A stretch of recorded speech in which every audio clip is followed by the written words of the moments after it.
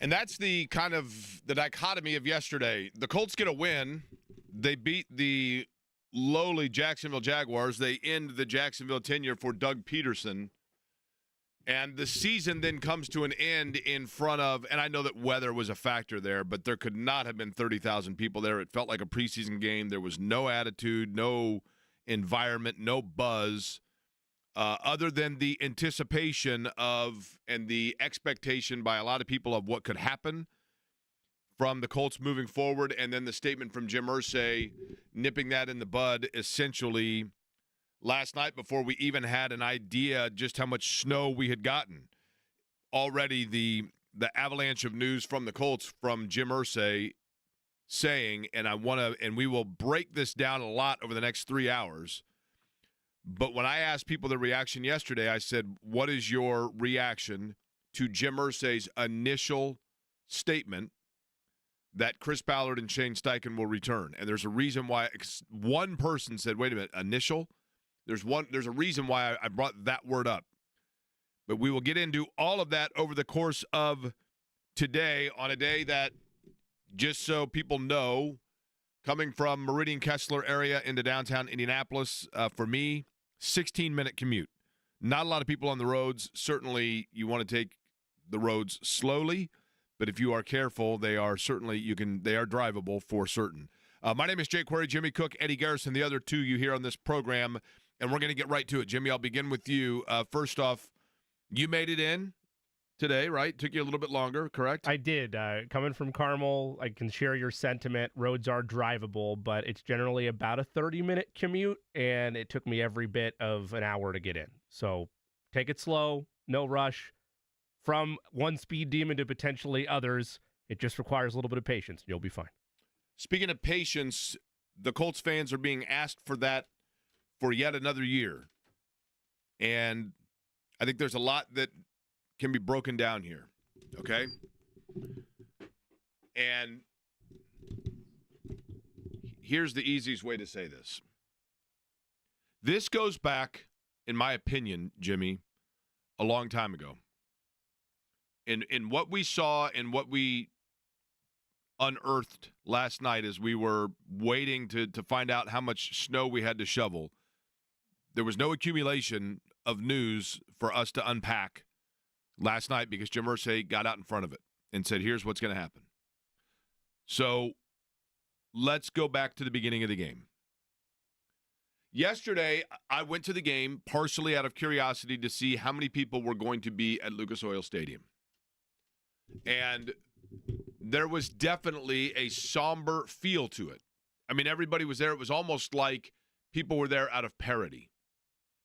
And before the game, the Colts brought out their Fan of the Year candidate, their NFL Fan of the Year candidate, Seth DeFlo, I think is what he goes by in terms of his Colts song that he does each and every week. This is a fan that each and every week puts together a different video of him singing a Colts song. And they had him up on the video board, and they had him down on the field before the game, and they honored him, and they kept playing the chorus of his song. Now, Jimmy Cook, you're familiar with his work, correct? I am. What is the chorus of his song? What is the first line of his song? What does he say? This is our Colts. This is our team. We bleed blue. I believe. Okay. This is our Colts. This is our team. This is our Colts. This is our team. And over the course of the day, fans were watching that game and were increasingly frustrated, disappointed in seeing a number of things. For example, up until the end of that game, everything that had to fall into place for the Colts to make the playoffs had fallen into place. Now, it turns out that once again Carson Wentz let down the franchise. But it didn't matter because they had lost to New York. But it was dangerously close to this franchise being able to say, in the last 2 weeks of the season, we had a number of things that had to take place for us to make the playoffs, and we are the only one that failed to deliver. Turns out that Denver beat Kansas City, obviously, and got in, and so that's kind of a moot point. But this is our Colts. This is our team. Jim Irsay is the owner and CEO of the Indianapolis Colts. Jim Irsay, as we have talked about a lot on this show, is an owner and a chief executive officer who has worked in virtually every capacity of the family business. The Colts were originally purchased by his father as the Los Angeles Rams. His father made a trade with Carroll Rosenblum to swap franchises and thus became the owner of the Baltimore Colts, even though Bob Irsay himself lived in Chicago. And Bob Irsay operated and ran the Baltimore Colts like a business. Wasn't necessarily overly concerned with football. It was a business to him. And due to a lot of personal tragedy, Bob Irsay fell victim to alcoholism. I mean, this is well documented, including from Jim Irsay. And as a result, Bob Irsay distanced from the fan base in terms of the pulse of the city and the franchise that he owned. And ultimately, he moved the franchise to Indianapolis. Jim Irsay, to his credit, saw all of that and essentially said, I'm never going to be my father. I want to make sure that I have a connection with the city and a connection with the fan base that eluded my father. And Jim Irsay has worked tirelessly to see to it that that was not the case. He has done television shows, of which I was on the production staff. He has done appearances on multiple, countless radio shows. He has done Super Bowl ring giveaways. He has done countless trivia contests for tickets and cash and donations. He has been philanthropic around the city, a number of different things.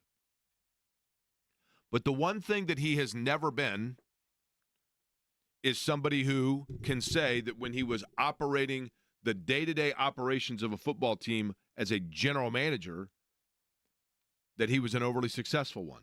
That is not a critique on him. That's a reality, though, statistically speaking.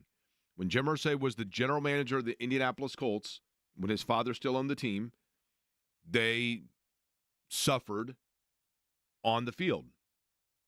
And as a result, I think Jim Irsay has always had a quest, a desire to make good on that. It's the one thing that I think, even as successful and as wealthy as he has been, and this franchise has quadrupled in value in the last 10 years, from a business standpoint, he has an empire. But from a personal fulfillment standpoint, he has an itch. And that itch is to prove that he knows football. Because the stereotype has always been he is an owner that his dad, he was born on third base and thought he hit a triple. That's the stereotype. And I think Jim Irsay is, and people who know him well will tell you, no. He knows football. He was on a team at SMU. He was around it. He started out folding towels in the locker room. He worked his way from the bottom. He's worked every position within the franchise. But the one that still itches at him is that of making day-to-day personnel decisions, something that he surrendered a long time ago after not himself, when he was in that position, having a lot of success. Bill Polian came into this franchise at the time that they had the number 1 overall draft pick and had the opportunity to draft Peyton Manning.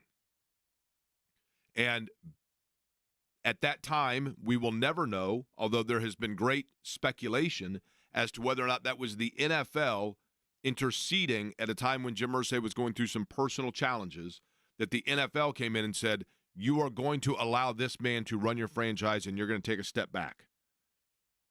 The length of that time or the severity of that has never been confirmed or finalized as a fact, but it's widely speculated. Either way, the reality is that the greatest success that this franchise has had was during the Bill Polian and Peyton Manning era. And I think that fans became accustomed to, it's like when you have a really good party with your friends and it's so much fun and you can't wait to get the whole band back together and do the whole party again at the same ski lodge, and you're like, it just feels different. And then somebody goes, it feels like we're kind of just forcing it. Because last time it just happened when we had those fun memories organically. And ever since Bill Polian left, the Colts have been fans and the franchise have been chasing that same level of success and have never been able to sustain it in terms of with consistency.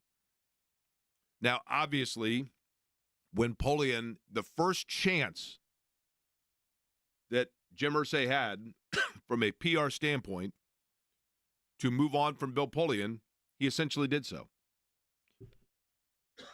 Polian had a season where the bottom fell out because Peyton Manning got hurt.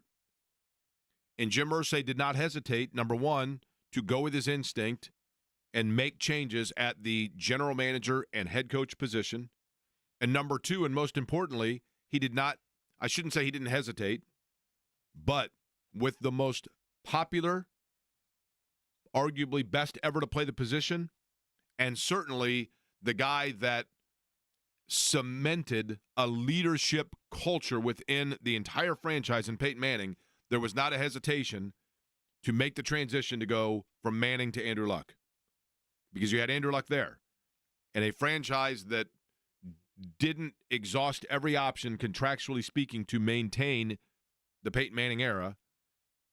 And I thought it was the right move at the time. So I'm not sitting here being critical of it, but the reality is that Jim Irsay made that transition from Polian and Peyton Manning into a different era because he thought it was the best football decision to make.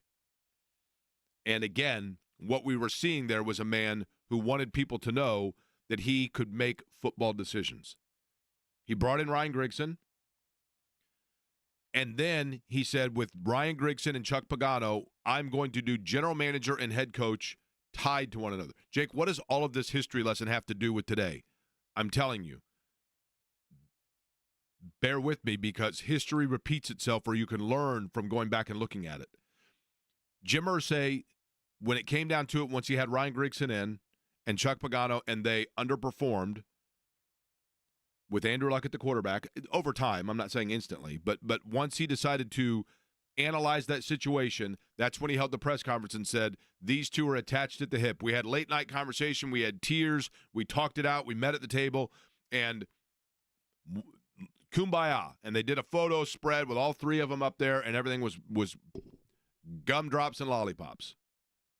And then they again had a disappointing season, and they essentially did an audit where they interviewed people and asked people, and people said within the organization, there is a culture problem here. There is an energy, a negative energy within the building. There's a tension that takes place. And they deemed, whether right or wrong, that Ryan Grigson was the one that was most responsible for that. So he detached them at the hip. And he went out and got a new general manager in Chris Ballard, but maintained the head coach in Chuck Pagano. Obviously, right away, that created well, wait a minute, you have a coach that's playing for a general manager that didn't bring him in. You have a general manager that agreed to a coach that he didn't want. I shouldn't say didn't want, but that wasn't his guy. And that's always slippery. And so Chris Ballard then makes the move to go away from Chuck Pagano. He jettisons Chuck Pagano after another disappointing season, and you know where we stand from there. And you ultimately, after a couple of spins of the wheel, you end up with Shane Steichen. Now you have a situation where you have a quarterback that is in question, you have a head coach that is in question, and a general manager that's in question. Jim Irsay looked at it and said, I tried doing I'm only going to get rid of one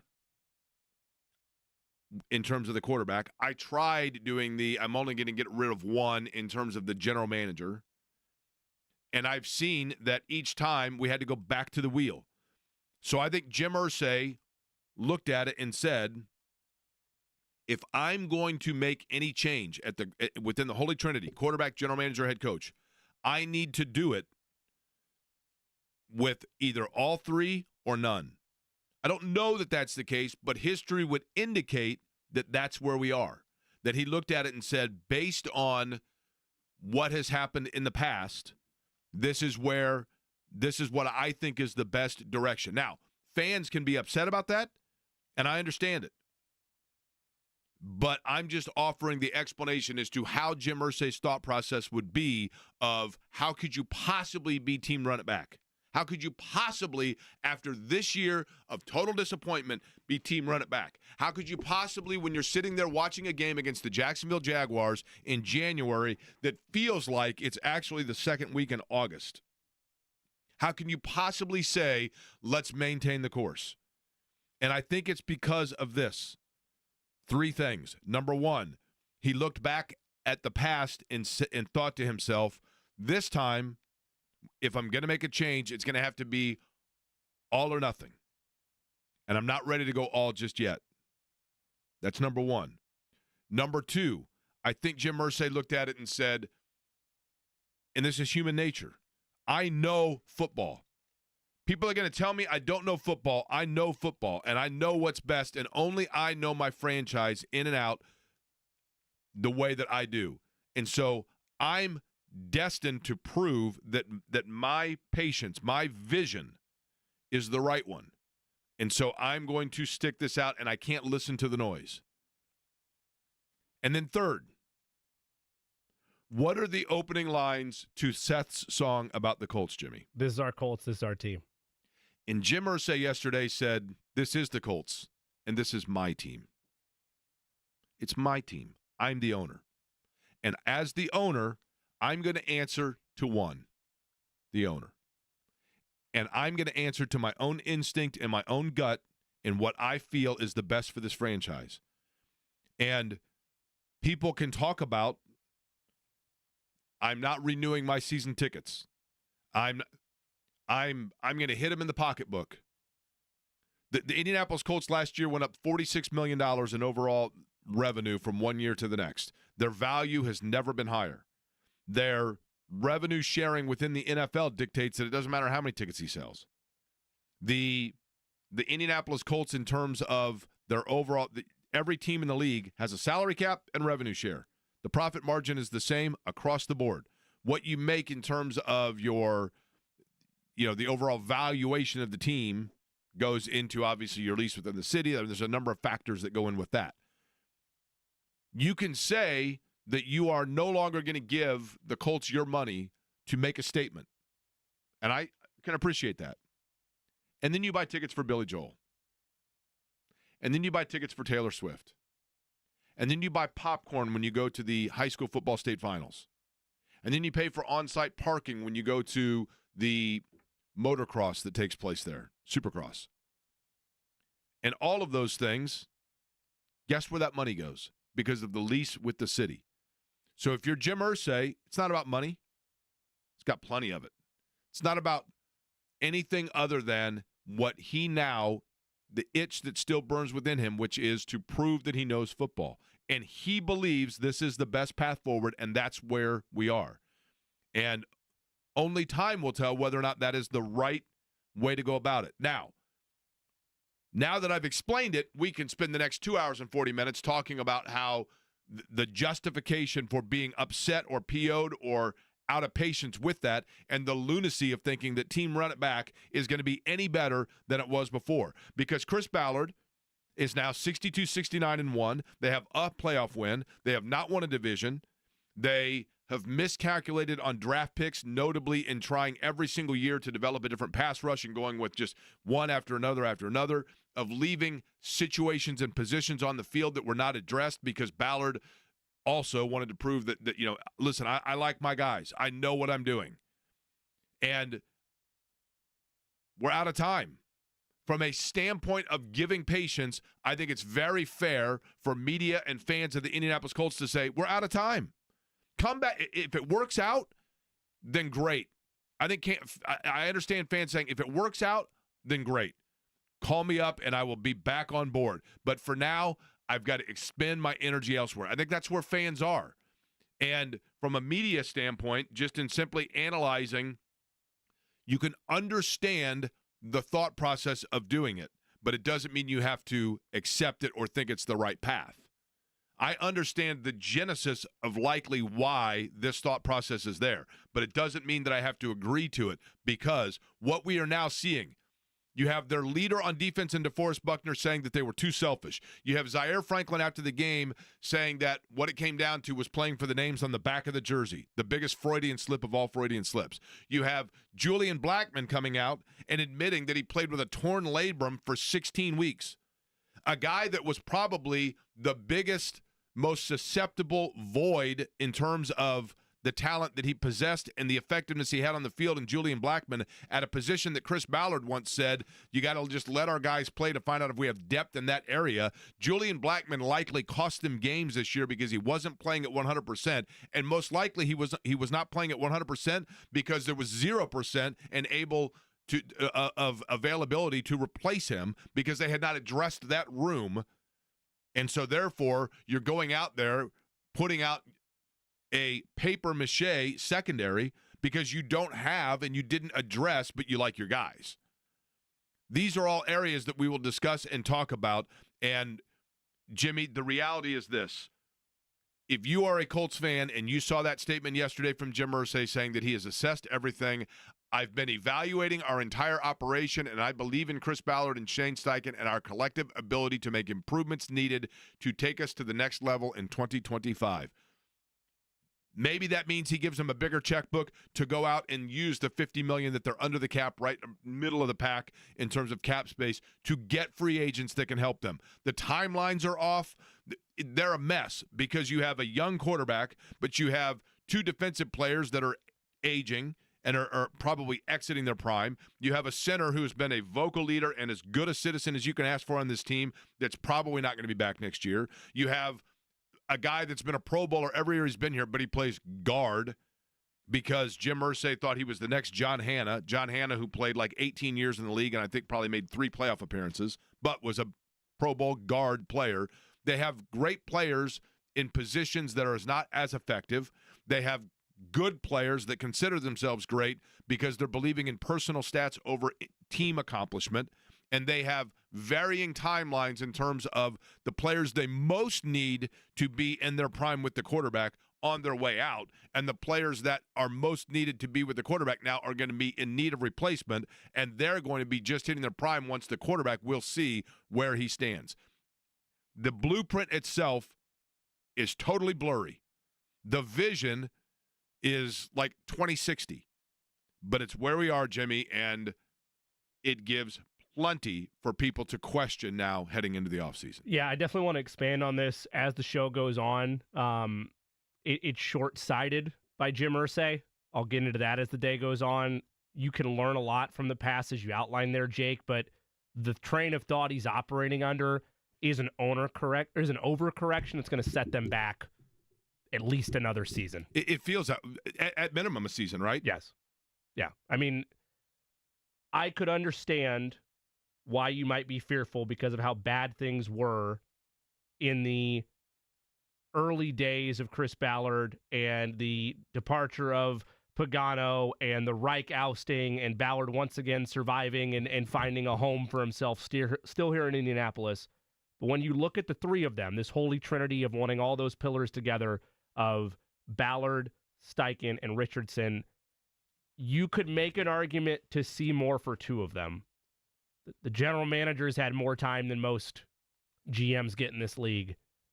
The idea of running that back when all of a sudden there's quotes in the Star today about how DeForest Buckner's recruiting people and they're going to be aggressive in free agency, that would require an entire philosophical shift from your general manager, not to mention, as you mentioned, Jim Irsay suddenly open up the pocketbooks a little bit more. That's the bigger one, Jimmy, because I don't know that we can say definitively that Jim Irsay has given Chris Ballard total autonomy of financial decisions. And you have to if you're running it back.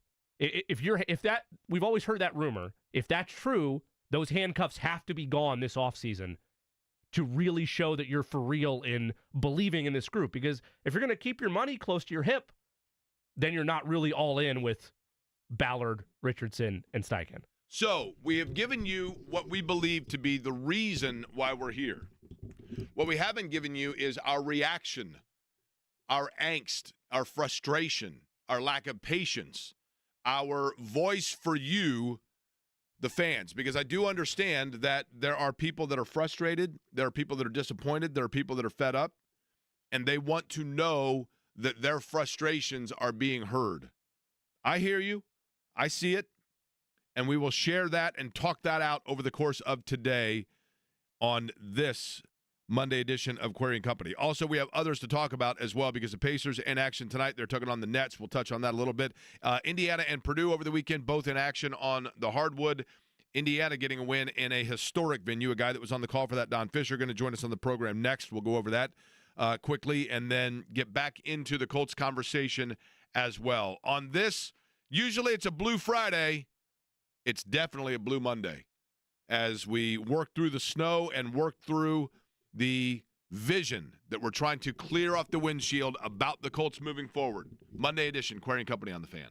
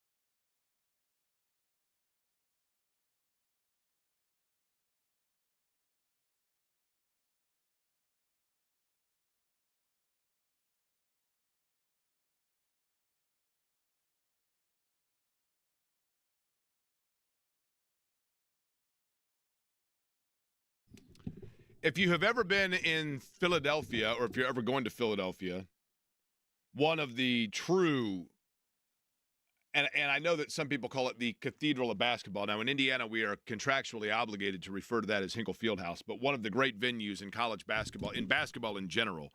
The Palestra in Philadelphia is a lot like Hinkle in the fact that much of its tradition and heritage also comes from the prep standpoint of some of the classic games between city schools of Philadelphia and the parochial schools. But it is an iconic venue and a very cool one, and I'm envious of Don Fisher because yesterday he got to call a game between Indiana and Penn State in the Palestra or over the weekend. And, Don, let's begin with that. That is it kind of feels like an old Indiana high school gym, doesn't it, the Palestra itself, because it's just kind of this small, intimate, historic venue that is super cool. Yeah, and it reminded me a lot of Hinkle Fieldhouse because of the windows up above and all that kind of thing. It's really a neat place, and they've got it. They do a great job of having enhanced it with all the history of great players that have played there with pictures, around the upper level where you walk around and then go find your seat, that type of thing. And so it's just really a neat facility. And they've kept it in great shape through these years. It's a tight fit for broadcasters. We got fans sitting right on top of you, that kind of thing. But it was really a fun event to be a part of, and obviously I enjoyed it immensely. And, Don, it's interesting because and this sounds really weird, but sometimes in gyms like that where like you talked about, because it's, you're in tight quarters, it can throw off a little bit the depth perception for shooters sometimes because it feels like you're in this smaller gym. But Indiana, as we have been awaiting for Indiana to get, especially from Luke Goody, for example, to get consistency with their three-point shooting, did seem like against Penn State and that 6-point win the Hoosiers got, that while the percentage might have been around where they've been shooting, seemed like they were able to get themselves some better looks and knock them down. Have they been doing things schematically different to get good outside shooting looks, or is it just a matter of guys getting an opportunity to knock it down? Well, here's what I would say about that, Jake. The Rutgers game earlier this past week, without Malik Renew, and it hurt in the first minute of the ball game, and goes out, sits down for the rest of the contest with a knee problem, and obviously didn't play in that ball game, so he was no factor. I think he did score 2 points at the very beginning of that ball game, and then got hurt. Went out. He sat down. Ballard comes in, takes over, and the same scenario took place yesterday with the starting lineup. Ballard's in the starting lineup. Malik Renew's not available. We don't know when he'll be back. He has a knee problem, and it doesn't sound like he's going to be back within a week or so. But at any rate, all of a sudden you find Indiana playing differently. You don't have two bigs in the lineup at the same time.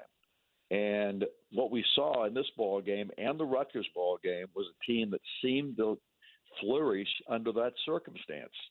So all I can tell you, and I'm not an X and O guy, and I'm not a coach, and I don't pretend to be one. I never have. All I can tell you is what I see, and there seemed to be more chemistry, more understanding of what was going on. Luke Goody took over the starting role this past game against Penn State, and he was also in that role against Rutgers this past week. And I thought his communication on the floor, you could see him talking to the guys during the game. We all, everybody that really knows anything about basketball knows how critical communication is from player to player and how they should be talking on the floor. Bob Knight preached it relentlessly when he was the coach in Indiana, and most coaches do. All I can tell you is it just seemed there was more communication. There was more chemistry, so to speak.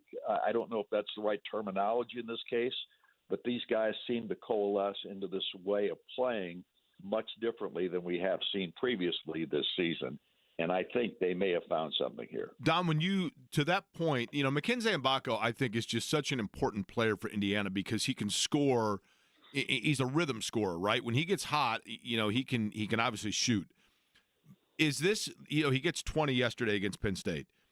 Is this a factor of Mackenzie Mbako seemingly just becoming more offensively aggressive? Or to your point, is it the fact that you don't have the two bigs and thus the ball is more freely moving around and getting guys into operating areas? I think the latter is probably the case, and I don't know that factually. All I can tell you is what I saw these two ball games. It just looked like the ball didn't stop. They weren't trying to figure something out. It looked like it was just more fluidity in the way they were playing. I thought Miles Rice did a great job in this ball game of handling the point position. Trey Galloway in the starting lineup again, I think, has really helped this basketball team. These guys know what they're doing out there. And Anthony Leo's come off the bench here in the last couple of ball games and been a factor as well. And he's also one of those guys that communicates, like Goody, a very, very good communicator on the floor with his teammates. And the thing about Leo, he's been on the program for a long time now, along with Galloway. These two guys, pretty much grew up together in the sense of Indiana basketball here in the last 4 or 5 years. And they understand one another, and they relate to one another. And I think they help this team really kind of figure it out, if you know what I'm saying. Don, I'll be honest, when it's 73-71 with about a minute to play, minute and 20 to play or so, and Penn State has the basketball, I've seen this movie before with Mike Woodson's Hoosiers. I was waiting for the other shoe to drop and a big-time three to be hit by Penn State and them to win and IU be left with frustration and trying to figure out what went wrong. That doesn't happen yesterday. In fact, they had resolve and are able to close really strong in those final 90 seconds. What do you attribute that specific ability for them to close yesterday by comparison to what we would have seen not just last year, maybe early on in the first couple weeks of the season? Well, I think it's, I just think that this team at the end of the ball game on yesterday was confident that they believed that they were going to win the contest. Obviously, Penn State made a nice little run there at the end, but Penn State couldn't make much from outside shots. Do you know how many outside shots they shot yesterday and made? 3. Everything else they got in the paint. 52 points in the paint they scored yesterday. They either got points in the paint or from the free throw line. They had 3 field goals yesterday that went in. I mean, that's amazing when you talk about it, other than obviously they had field goals that went in because of the scoring in the paint. But that's where they scored all their points. Indiana was making them play one way, and they could not get good threes. They didn't knock down threes yesterday. I think they had 1 in the ball game. It was a tremendous performance from Indiana's standpoint from a defensive perspective. So, no, actually, they had 3-point field goals. My apology on that. But 3 for 21, though, Don. 3 for 21 was Penn State. Yeah, exactly. So all I'm telling you is I just think that Indiana felt they were going to win this basketball game, and they played that way. And you got to mention Umar Ballo when you talk about this game, because he was sensational yesterday. 25 points, 13 rebounds, and he did basically the same thing in that Rutgers ball game earlier in the week. So he and Ibaka were keys in this contest yesterday, but Luke Goody knocked down 4 threes in this contest as well. He's starting to find it again, which is really good for this program. And right now, you just have to feel good about what you've seen in the last week. Wednesday night, it is the University of Southern California, and Don Fisher will have a huge neon sign in front of him that says Big Ten game, because it is a conference game with USC coming to Assembly Hall Wednesday night, 7 o'clock tip. We'll be listening to it here, of course, on the IU Basketball Radio Network. Don, we appreciate the time as always, and look forward to talking to you again next week. All right, thanks for having me, guys. Appreciate it. Don Fisher, the voice of the Hoosiers, is going to be joining us now at 12:30, by the way, on Mondays during the basketball season to talk about the Hoosiers. All right, let's get back to the Colts conversation. We gave you the reasoning, at least from my standpoint, on why I think it is that the Colts have decided to be team run back. But now we get into what exactly that may mean and why that may not be the best approach. There's a lot to unearth, and we're going to do exactly that over the next 2+ hours in terms of not just who is going to be back, but also the analysis from some who have seen it closely and have questions. We'll get to all of that when we return here on Query & Company.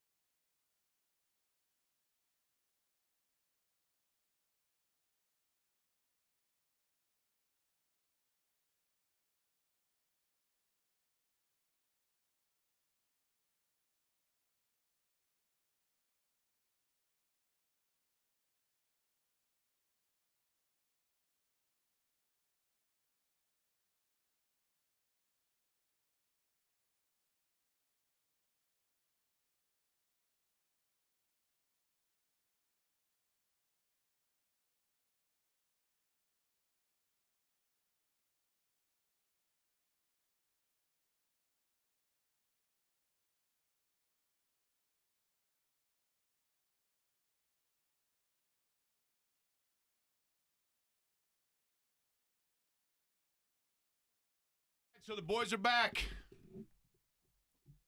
Shane Steichen, Chris Ballard.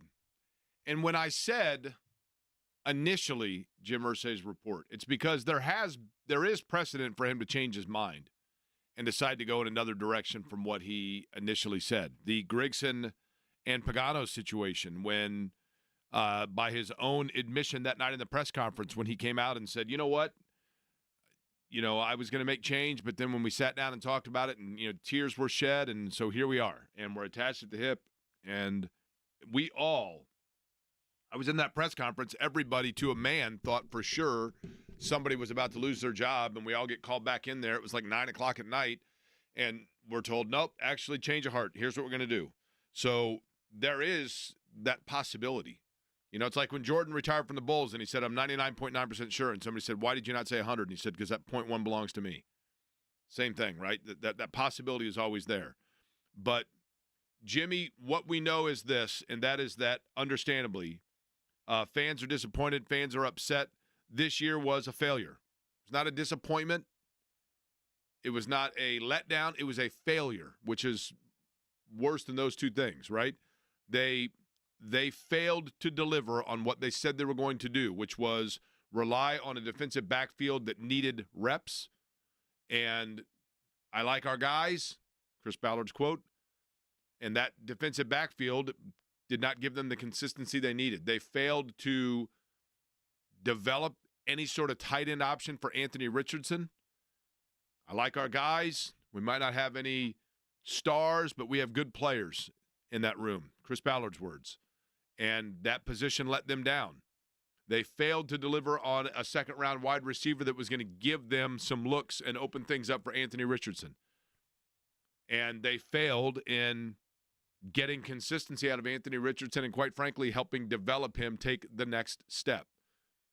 If this is, in fact, what they're doing, Jimmy, your overall thoughts on what needs to be done now to appease a fan base and show that this was the right decision? A total philosophical shift in the way Chris Ballard conducts business, which isn't possible. It's not possible as human beings to be able to be what you are for 8 seasons and then suddenly, no, I can change. I can have a turnabout. The only, I guess, hope or saving grace in that delusional thought is, well, maybe Jim Irsay was holding money close to the chest for whatever reason. It was budgeting Chris Ballard, and now if he, opens up the coffers a bit, Chris Ballard will have freedom to go spend and bring free agents in to make an impact. I referenced it in the first segment, DeForest Buckner talking about how he's going to go recruit free agents, try to come play for the Colts. That's great, unless your GM doesn't have an interest in bringing anybody outside the building to go and assist you and help. My bigger issue with all of this is the statement released by Jim Irsay is delusional. He started 2020, which we all laughed at the time, talking about how he was going to bring 2 Lombardis in the next decade.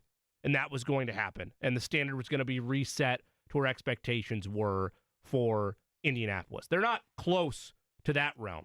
Shane Steichen said over the weekend that they're close. They feel like they're close. Close to what? He mentions in the statement as well, they're on the doorstep of the playoffs. That's not good enough. Are they? If you go back game by game just this season alone, what's their most significant win? The Steelers 4 weeks in, who I think everybody points to and says frauds. Like no one looks at the Steelers and says, oh, they're going to go win the AFC this year. Like there were nice, rainbows and butterflies and feelings for the Russell Wilson turnaround story. Nobody thinks the Steelers are making legitimate noise in the playoffs, and they've proved that the last couple weeks. That's it. Everybody else they've beat was a hapless Dolphins team, the scraps that are with them in the AFC South, the Patriots, the Jets, who have been a laughingstock this entire season, and they, you could argue, are in a worse strait than the Colts are. Maybe you could argue they're in a better spot because they've actually looked at the barrel and said, you know what? That's enough for me. I'm ready to change course and go in a different direction. There's not a legitimate avenue you can look at with this decision and have strong reason for hope. You're banking on a full-scale lottery ticket because 3 things have to happen. Chris Ballard would have to change what he does from a philosophical standpoint, which means no longer just hoping and praying and throwing darts at a board to get the right defensive end to change the franchise around. It means looking at the veteran tight end market and telling yourself, wow, Mike Gesicki could have been out there. Zach Ertz maybe for $2 million. That would have been helpful for a rookie quarterback. So that has to change, second-year quarterback in this regard. You need Shane Steichen to be able to regain accountability, control, and respect both within his locker room and within the landscape of the city. That, I think, is a far bridge to ask to be reclamated at this point, though probably the easiest path because it's only year 2 on him. And the third and most complicated point for this decision to be accurate and a good decision in hindsight for Jim Irsay is if Anthony Richardson suddenly becomes the quarterback prospect that they are betting their livelihoods on. That's what's happened here. Everybody is tied together because, as you outlined in the first segment, Jake, they looked at what happened in the previous 2 coaching cycles they've had in this organization and realized that if you go and break up one piece, you are causing more headaches for yourself down the line. They had 2 paths they could go to correct that. They could clear out everybody, which I think they should have done, because I don't have faith in any of those 3 to turn it around. Or you could keep it together and continue to hang on to this lottery ticket that's been a loser for the last 8 years. Okay. One of the leaders for the Colts is DeForest Buckner. DeForest Buckner, I think, has always kind of been the voice of reason for that defense. And a guy that you feel for DeForest Buckner because when he was traded here, DeForest Buckner is one guy that re-signed here and has said, look, I re-signed because I believe in Anthony Richardson. He was asked why the defense this year fell short more often than it accomplished what it needed to and put the Colts in compromising positions. Here is DeForest Buckner. Ego. I feel like ego. There's times where ego gets in the way. And I feel like, especially in our business, playing in the NFL at a high level and as a team, everybody needs to check their ego at the door when they come in. You know what I'm saying?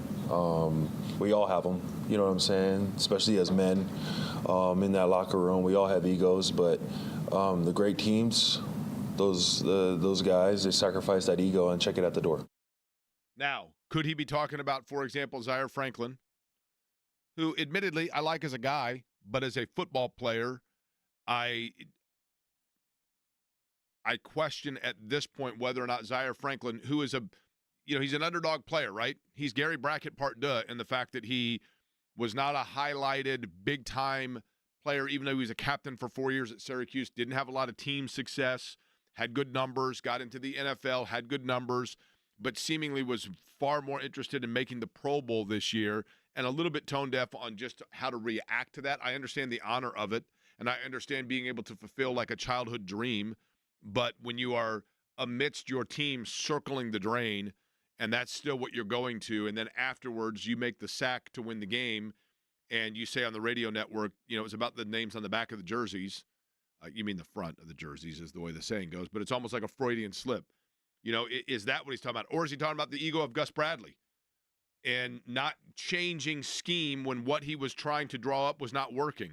And we'll see if Gus Bradley returns. Or was he talking about the ego of Chris Ballard to continue to set and bring in a roster and maybe demand that Gus Bradley play a certain way?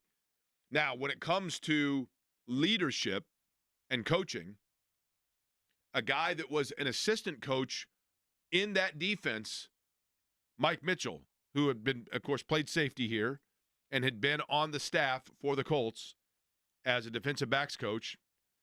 Josh Wilson, who has covered the Colts for a number of years, tweeted earlier that Shane Steichen said, quote, "I think we're really close," end quote.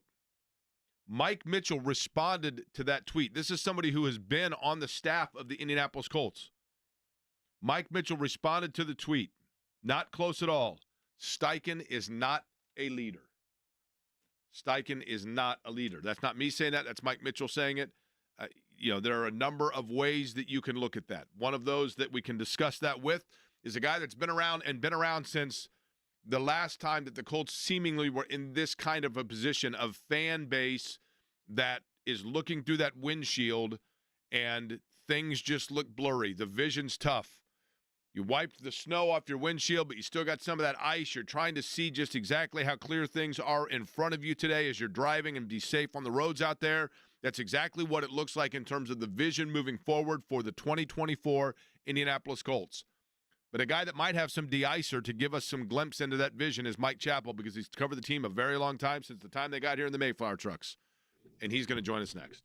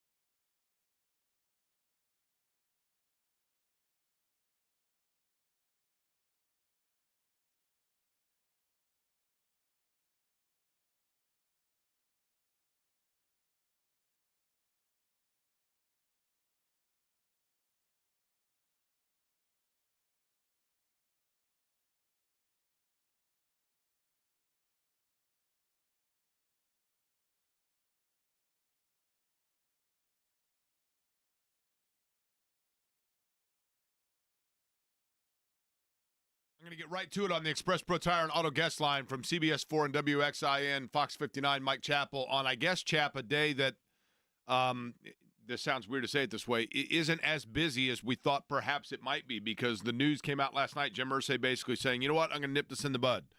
We're team run it back. We're bringing back Shane Steichen. We're bringing back Chris Ballard. I'm glad he did. I'm glad he did at the time. It's funny, just the way the sausage is made.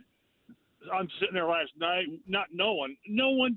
I knew what they were going to do. I don't mean to sound egotistical. I knew what they were going to do or not do, but I couldn't write it. So I'm writing a really neat story of boy, this is Ryan Kelly's probably last game, and he's got a lot of uncertainty in the team. It was a really good story, and I'm just getting ready to push send to the station, and then the release comes out. So I cussed a couple times, hit the delete button, and then here we are. So I'm glad they did what they did. There's still so many questions that needs to be answered. Chap, I want to clarify here. You're saying you're glad that they made that decision, or you're glad that they announced the decision once they made it? There you go. I'm glad that uncertainty is done.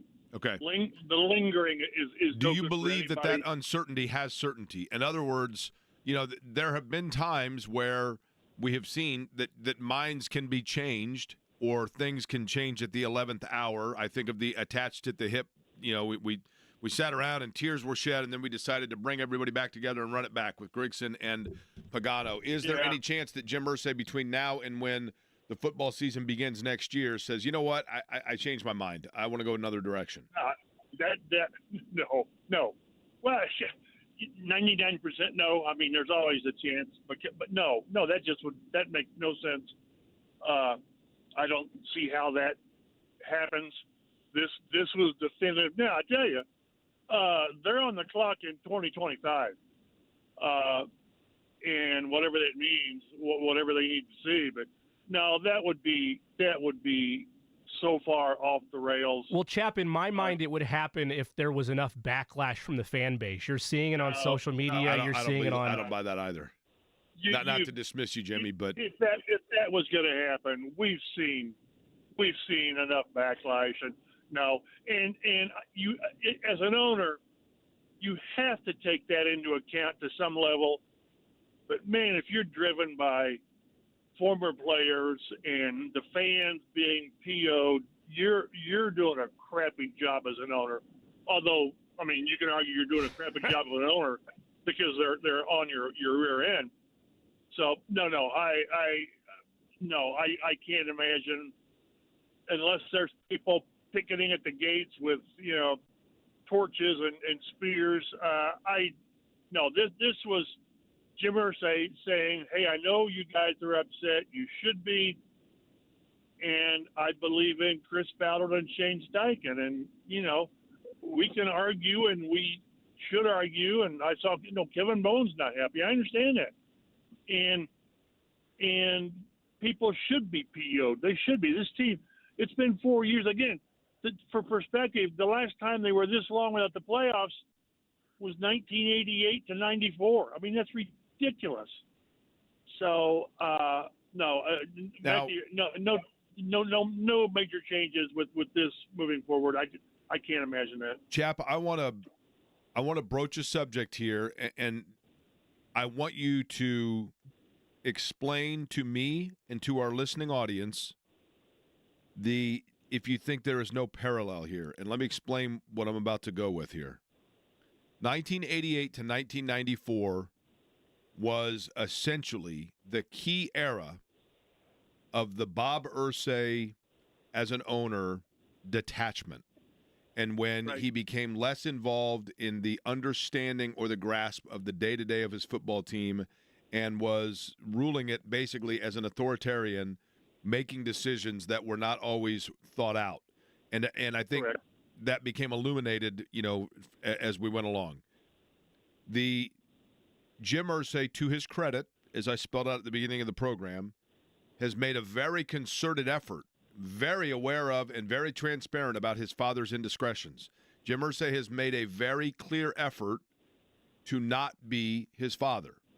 However, he has been less visible. He's been less audible about his franchise. And as you mentioned, we are now seeing on paper a replication of the Colts under Bob Irsay. Tell me why it's different. A shorter sample size. I know 2022 was indefensible. It was. That we haven't seen a lot of that. I could almost argue that bringing these guys back is evidence that he's not as impetuous as his father. Now, we can argue whether he should have been or not. That's not the point. I think he's shown incredible patience with people when it strains reasoning. And Chris Ballard is one of them. In the ninth year with what's been produced, you think, really? We're not even remotely comparing son to father. I mean, people had to be there. People had to go through the Bob Irsay era and understand how you didn't know from day to day, week to week, what was going to happen. So this isn't this. Jim Irsay has given them largely, over the large sample size, stability, good leadership, money to be a winner. And here I am. I don't mean to be carrying the water, but there have been major missteps, and this is either going to work next year or it won't. What major missteps? Give me a major misstep. 2022? mean, holy smokes. The mandate and Jeff Saturday, and that couldn't have been handled worse. It really couldn't have been handled worse. And that was when the owner sort of strayed from his steady hand, and it was reactionary. But other than that, it's been pretty good leadership. Now, I don't mean missed draft picks and all that stuff. I'm talking about doing what an owner should do, bring people in, let them do their job without major meddling. Is not it's not a good word, because if it's your team, you can do whatever the hell you want with it. I mean, it's your team. I don't think we've seen a lot of that other than that major 2022. But I've contended from the start 2 years ago that Chris Ballard and Shane Steichen and Anthony Richardson were tied together. They were either going to sail and have great success or not. And that's why I think next year something's got to be shown that this works. And we can all have differing opinions on our trust level, but the only other alternative was to simply blow it up. And I know a large group of people wanted that done. I'm talking AR, I'm talking Steichen, I'm talking Chris Ballard, and that's easy to say. And it would have been such a rebuild that I don't know how they recover from it. Would have recovered, and maybe they don't recover from this. I don't know. If Anthony Richardson doesn't work, you've wasted Jonathan Taylor and Quentin Nelson and Ryan Kelly and DeForest Buckner, on and on and on. Michael Pittman. Well, Chap, down that same path, because I was in the camp that you're referencing. I haven't seen enough from Richardson where I would want a ninth year of Ballard for the sake of him maybe putting it together. That's my viewpoint. That's some viewpoint of the fan base, to be certain, but it wasn't Jim Irsay's. And to your point, they are going to be team run it back in 2025. He says in the statement he believes in Ballard and Steichen and the collective ability to make improvements needed to take us to the next level in 2025. Shane Steichen called them close. I guess close is 8 and 9 in his mind, on the doorstep, whatever. For you, as you outline it, this will have worked if what? They backdoor their way as a 7 seed again next year? No. They're in contention for what is it? If I told you it worked in 2025, it means what for all three of those parties? Well, it means that the quarterback worked. It means that Anthony Richardson, after doggone it, some training camp competition for the job, he wins the job. Justin Fields, whomever, he beats the guy out. He completes 58% of his passes. I'm not going to 60 because he'll never get to 60. Probably never get to 60. But he shows the necessary commitment. Finally, he makes the necessary plays to play the position. I'm talking the short passes and 58% completion. And no, they're not 9-8, and they needed 3 teams to lose. No, they chase Houston for the division title. Maybe they get it. If not, they get a wild card spot because they earned it, not because 3 teams lost. That's what I mean. Now, I understand that's a big leap from where they are. And do I think they're close? No. Well, close is relative. I think they need 3 or 4 additions to the roster. And I'm talking free agents. I'm not talking draft picks. Do you think Chris Ballard will get the okay from Jim Irsay to spend the $50 million in cap on the free agency should he choose? Does Chris Ballard play with the same salary cap as every other GM in the league? Yes, he has to. This has to be one where has he in the past? Do you think he has been financially handcuffed in the past? Somewhat, although they offered Daniel Hunter $48 million. You know, and they paid out $100 million in guarantees, I think, to bring back their own. Now, again, there's where you argue that they shouldn't have done that, or they could. They maybe not all of them, but they've spent money. They have spent money It's just not been on maybe what a lot of people think, what they hoped. Have there been other instances where the owner said, yeah, now, I think there's been more instances where the owner said, hey, go ahead, here's an extra $10 million. And Chris has said no, because Chris has a value on talent in positions. But I think part of their discussion to bring Chris Ballard back had to be, Chris, you have to, hey, offensive line, defensive line, great, and all this, but doggone, you have to go out and bring in, 3, 4 free agents who are prominent. Now, not top of the line at the position, but starters, starter potential, safety, corner, linebacker, probably tight end, for crying out loud, tight end. So that had to be part of it. Is the way to get better has got to be more of a use of free agency than they have in the past, or else just running it back with the same plan can't be what it is. So I think that's part of the decision to run it back is use your blueprint for roster building, but doggone, we've got to be active in free agency. Nothing else makes sense. Mike Chappell's our guest. He's on the Express Pro Tire and Auto Guest line from CBS 4 and Fox 59. Mike, I agree that I think there was an error in handing the keys to Anthony Richardson too early, especially early in his career, for that matter, and just saying, here you go. Obviously, the injuries played a part from that.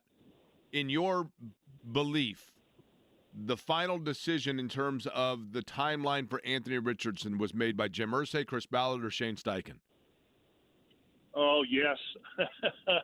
More Shane Steichen and Chris Ballard, and probably more Shane Steichen, I guess. Doggone it, if you're going to bring in the guy who you think can handle the quarterbacks, then listen to him. I think I didn't hear it, but apparently Ballard was on a show a while ago, and he mentioned that they wish they didn't start him as a rookie. If I've got it right, and if I've got it wrong, I apologize. But I think it was wrong to name Richardson the starter after whatever it was, a couple of weeks of camp, maybe one preseason game. I think there's a bit of entitlement to what has been the problem with Richardson. The fact he's 22, I understand everything that maybe went into the benching, the naive part of him, and not understanding what it takes to be what Peyton Manning was, and he's the extreme example of what it takes to be a franchise quarterback. Andrew Luck got it. That's why I said I think whatever they do, there's got to be a serious challenger to Anthony Richardson in OTAs and training camp. They named him a captain before you played a game. That's just tough. DeForest Buckner has done stuff to earn it, and Quentin and Ryan Kelly and Zaire Franklin and on and on. So I think they'd like to have a do-over in how the first 2 years have gone. The injury totally messed up the growth line. But there's got to be, again, he misses 17 games. He's missed half his games by injury. Yes, that's a concern. It is. Part of me is more concerned that they had to bench him to get his attention. I think that really concerns me, that you got to bench a guy to say, hey, doggone it, this is what it takes, and you're not doing it. Chap, the real slippery slope here is because, listen, Justin Fields, I think, would be like, it would not surprise me at all. I would almost be surprised if Justin Fields isn't flirted with by the Colts, because Chris Ballard liked him coming out. He plays a similar style. He's a guy that's got reps in the league, and he would push Richardson a little bit. But isn't there somewhat of a fine line of having a competent backup to push Richardson, but at the same time not having one that's going to create a quarterback controversy? Well, if there's a controversy, it's because Anthony Richardson didn't win the job. Obviously, clearly win the job. So if that's the case, then that's on Richardson for not rising to the challenge. We had a great talk with DeForest Buckner today. I'm telling you, I appreciate him more and more. And it was brought up that maybe they brought back all the people, all 22 starters are back, and there really wasn't competition, except for Alec Pierce. They draft A.D. Mitchell in the second round or whatever it was, and he's going to push Pierce. And Pierce had a really, really good year. And Buckner said because of the competition. So if the quarterback controversy is because your returning starter doesn't earn the job, then that's on him and that's on you guys for making the wrong choice last year. Buckner also said that ego played a part in the defensive shortcomings. Who was he talking about? I'm not going to throw names out there. I'll let people make their own judgments, but I think he's not an ego guy, and I think it rankles him and a few other guys when egos are involved. I don't know that it's really all that. I'll let people make their own judgments. Is there a chance he could have been talking about the ego of Gus Bradley to not make adjustments? Oh, no. Oh, my goodness. Is that where you were going? No. I think we all know Zaire Franklin, right? I'll say it. I mean, your team is circling the drain and you suck, and you're sending out consistent things about making the Pro Bowl. Nice guy, don't get me wrong, but time and place, right? Read the room. But no, I'm just saying, like, do you think we haven't talked about Bradley and the status that he has or whether or not he returns, but do you think that he eventually, Gus Bradley, I was saying that as a conduit to, did Gus Bradley eventually start dealing with a unit that didn't listen to Gus Bradley? Perhaps. I mean, Buck said that. I said, can you sense the ego? He said you can see it on tape. You can see it, and if he can see it, I mean, obviously, Gus Bradley can see it, and there's only so much. You can't bench 5 guys, 3 guys, 2 guys, whatever it is. So you deal with it as best you can. They didn't do Gus any favors by not bringing in defensive secondary, corner, safety, whatever. But yeah, I'm expecting, and I like Gus. I really like Gus. I expect there to be some announcement in the next couple of days. I just do. You can't simply run it back totally. You can't. And if people want to say Gus Bradley and the defense will be the scapegoat, so be it. I'll die on the hill that says that if they don't get the quarterback right, it doesn't matter. Unless you can build the 85 Bears and have Jim McMahon, who was just a so-so quarterback. I mean, in all honesty, you can get by that way. But in today's NFL, you need a playmaker. You need a guy you can depend on at quarterback. And until they get it, I don't care if Chris Ballard's here or Ryan Gregson or Bill Polian. How would Bill Polian have done if he had picked Ryan Leaf? I mean, really? So you got to get the guy, and until you get the guy, you're just trying to keep your head above water. Chap, I agree. That's kind of where. I agree with you on that front. It's a quarterback's league. You have to get that right, but you do see franchises where whatever the philosophy is of the general manager or the executive making those decisions, it's a competent franchise that's hanging around, that's whatever, in playoff positioning or making it do the veteran route, whatever the case may be. It works for some, it doesn't for others. When you talk about this run-it-back philosophy in 25, I think it would require a philosophical change from Chris Ballard in the way he approaches and values roster construction that I would argue most humans aren't capable of that type of change when you've done something for so long. I know the answer is, well, he has to, otherwise he'll be out of a job, but your level of faith that he is able to philosophically change and adapt to what is being called for in this, one would hope, last go-around with this crew. I'm confident because the definition of insanity is doing the same damn thing and expecting different results. And I think he will make that change. Look at their list of free agents, pending free agents. There's 1 or 2 guys I wouldn't mind having back, but I'm telling you, This isn't like last year. There's not 5, 6, 7 guys you're going to pay big money to. There just aren't. So the only way to fill holes on the roster will be through free agency. You can't do it in the draft. Where are they picking? 13 or 14? I haven't seen what the latest is. I've been too busy with other things. So 14, officially 14th. Yeah. So you're gonna get probably, you'll get a good player. I hope to goodness it's a corner or a tight end. Maybe an edge rusher. Looks pretty good. What's that? Maybe an edge rusher. Again. Yeah. Let's not do that. That's why I say again. Back to when, they've gotten some good players. Jabal Sheard was a really good player, but they need 2 or 3, I'd say 4 impact guys, and that's asking a lot. It is, because you're competing with everybody else. But doggone it, you need to make a strong push to help the roster from without for a change. And again, we can go back. They've done a few. They have, but I'm not talking Joe Flacco or Raekwon Davis. I'm talking more of the Jabal Sheards, Yannick Ngakoue, Justin Houston, guys that probably won't be long-term Colts, but for a year or two, Stephon Gilmore. These names keep hitting me in the head.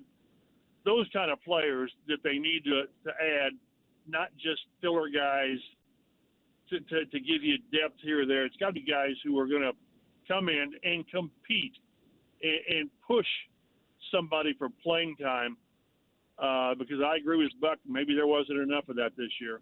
Chap, in your opinion, lastly, the next big news column that you will be writing in terms of the next big piece of news to come out of West 56 will be taking place when? Tomorrow. I think there's a chance we get Chris Ballard tomorrow. And maybe that's when they announce any other changes. I shouldn't say other, there's been none so far. So changes. I don't know that they do that today.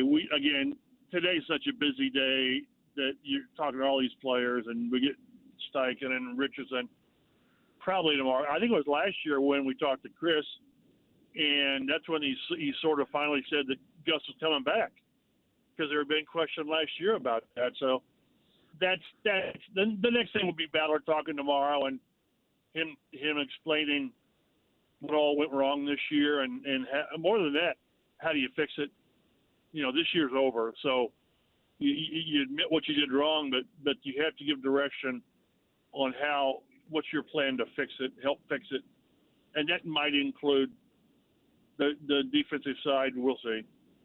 Mike Chappell is the guest on the Express Pro Tire and Auto Guest Line. CBS 4, WXIN, Fox 59 is where you can read his work as we move through now the offseason. Chap, appreciate it.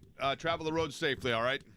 You got me all the way home. I'm just in Beach Grove, so I appreciate you guys giving me a diversion on my travels in Indy. There you go. All right, Mike Chappell joining us. Appreciate it, Chappell. Talk to you soon.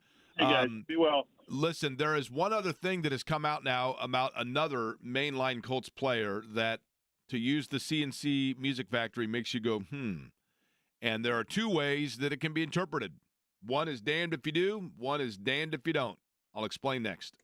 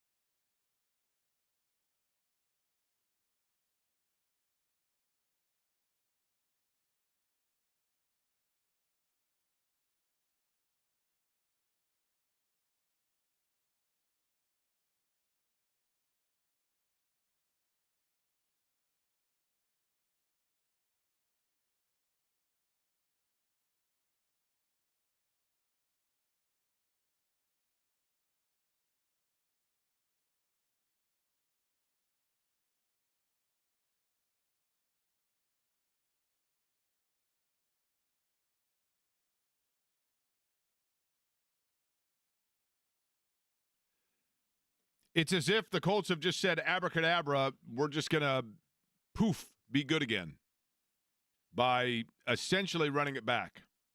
Well, they're close, so. That's right. What we've learned today,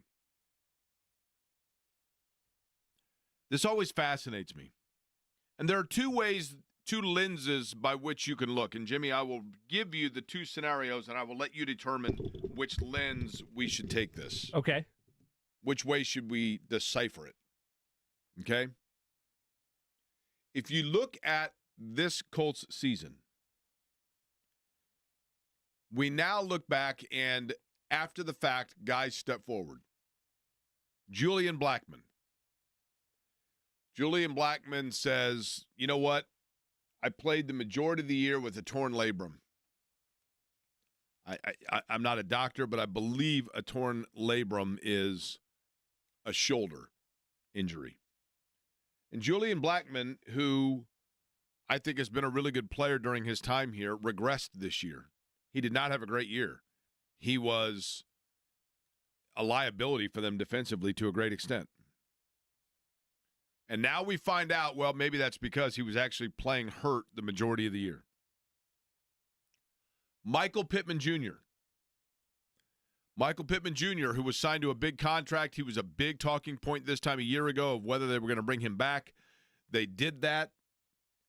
And then we find out that Michael Pittman Jr., who we knew over the course of the year was injured, comes out and says that he actually was suffering from a fracture in his back. Now, there are two ways to look at this. You could say, Anthony Richardson for that matter. Anthony Richardson, we find out, had a disc problem in his back that he's had since the 8th grade. And it was not extreme soreness, but rather it was back spasms. And, oh, wait, it might have actually been like a slipped or bulging disc in his back. And at one point he had to walk through his house, allegedly, because he couldn't stand up or crawl, because he couldn't stand up and walk. So there are two ways to look at it. The first is, man, I love, if nothing else, the toughness and the resolve of these guys. Maybe not of Richardson, but Michael Pittman Jr. sending a message to the quarterback. I know you've got a bulging disc, but I'm going to raise you one. I'll see your bulging disc, and I'll raise you to fracture in my back. I'll raise you to can't even move properly for the other hours of the week, but the 3.5 hours that I'm on the football field, I'm extending my body every way possible to make plays for you, Anthony Richardson. Julian Blackmon. Man, I know that I probably should have made that last hit on, slid over and stopped Drew Lock, for crying out loud, from scoring on a quarterback scramble, but unfortunately, I've got a torn labrum. I can't extend myself properly. I can't break up a pass play. Do we praise the toughness, the grit, the determination, the professionalism of those guys? Or do we say, yeah, that's because there wasn't a proper, adequate backup for those guys to allow them to get healthy because their general manager and the orchestration and roster build of this franchise has failed them? It's the second lens. You could have one caveat with Michael Pittman Jr. because the receiver room, like a player of his caliber, you're not going to solve. Maybe if they hit on Mitchell, you could argue that. But definitely to your point about Blackmon, that's been an issue. We've talked about the secondary for years on end. Maybe he could have gotten a reprieve if you would have had valuable backup. So, yes, I would say the second lens. Okay, let me tell you what happened to me yesterday after the game that created the epiphany, of which I've always known, but reinforced. Created is the wrong word. Reinforced the epiphany. We have on this show, and in the years that I've been doing radio, and I've covered the Colts in some capacity or another for, it's hard to believe this, it truly is, but I've been a credentialed media member for the Colts for 20 years, I guess, 20 seasons. In certain capacities, more involved than in others. I mean, when I was at Channel 6, I was there every single day. Now, obviously, now doing a noon to 3 show, I'm not in the locker room during availability because it's during the time we're on the air. But I will admit to this. I will admit to the fact that being a kid that grew up in Central Indiana, being a kid that in the 5th grade when the Baltimore Colts when it was announced that they were indeed the Mayflower trucks were going to arrive here, and Bill Hudnut was going to walk out with Bob Irsay at the field of the new Hoosier Dome. I got called down to the principal's office at Allisonville Elementary School, and Grace Wright said, I wanted to let you know above anybody else because you're the one kid that I know it would mean the most to. They just said on WIBC radio that the Colts are coming to Indianapolis, and you have an NFL team now. Because I was such a huge fan of Indianapolis even at that age and just of football in general. So I know what it means to this city. I know when the Colts won the Super Bowl and my mom, all she wanted to do was go down to Monument Circle and stand out in the cold and be able to celebrate with fans because the city was on top of the mountain. I know what that means. But you lose sight of it a little bit when you get into the daily grind and the nuances of what we do. Mo from Ohio has called this show before, and his son Caleb reached out to me in November and said, hey, my dad listens to your show and has called in, and one time when he called in, I said, man, I would love to have a beer or meet Mo sometime. He just seems like a good dude. And so Caleb, Mo's son, reached out to me back in November and said, is there any way that we can meet you after the game? And I said, why don't we just do it the last game of the year, and let's go to St. Elmo. If you've never been to St. Elmo, we'll go to St. Elmo and have dinner. And I had some gift cards, and I'm like, so, we'll just do dinner at St. Elmo. And so then I asked Stephen Holder if he wanted to come as well. And so we sit down, and it was great. I mean, they were absolutely wonderful. We had a ton of fun. Stephen was awesome, and it was a great dinner. And as I'm sitting there talking to these guys, Mo is telling me about how he fell in love with the Colts when he was a kid. He told me the story of how a kid he lives in northwestern Ohio, 30 minutes across the state line from essentially the Fort Wayne area or Angola area. So they're telling me about the fact that for every Colts game, since the Colts moved to Indianapolis, Mo has had season tickets and driven 3 hours one way for every game. Every game. This year, now, that's not to say that he makes it for every game because he's a high school basketball coach and he has a lot going on. But this year, he made it for all 10 games, 2 preseason games and all 8 home games, and went to Minnesota to see them. He had his Colts jacket on, his Colts hat, and everything, Colts, right? And I'm thinking to myself, no disrespect to Mo, but I'm like, okay, if you factor in the gas cost, the season ticket cost, the hotel cost that they got yesterday because the weather wasn't going to be great, so they went ahead and reserved a room to be proactive in case they couldn't make it all the way back, and they stayed here in town last night. The commitment that people make to watch and follow their team,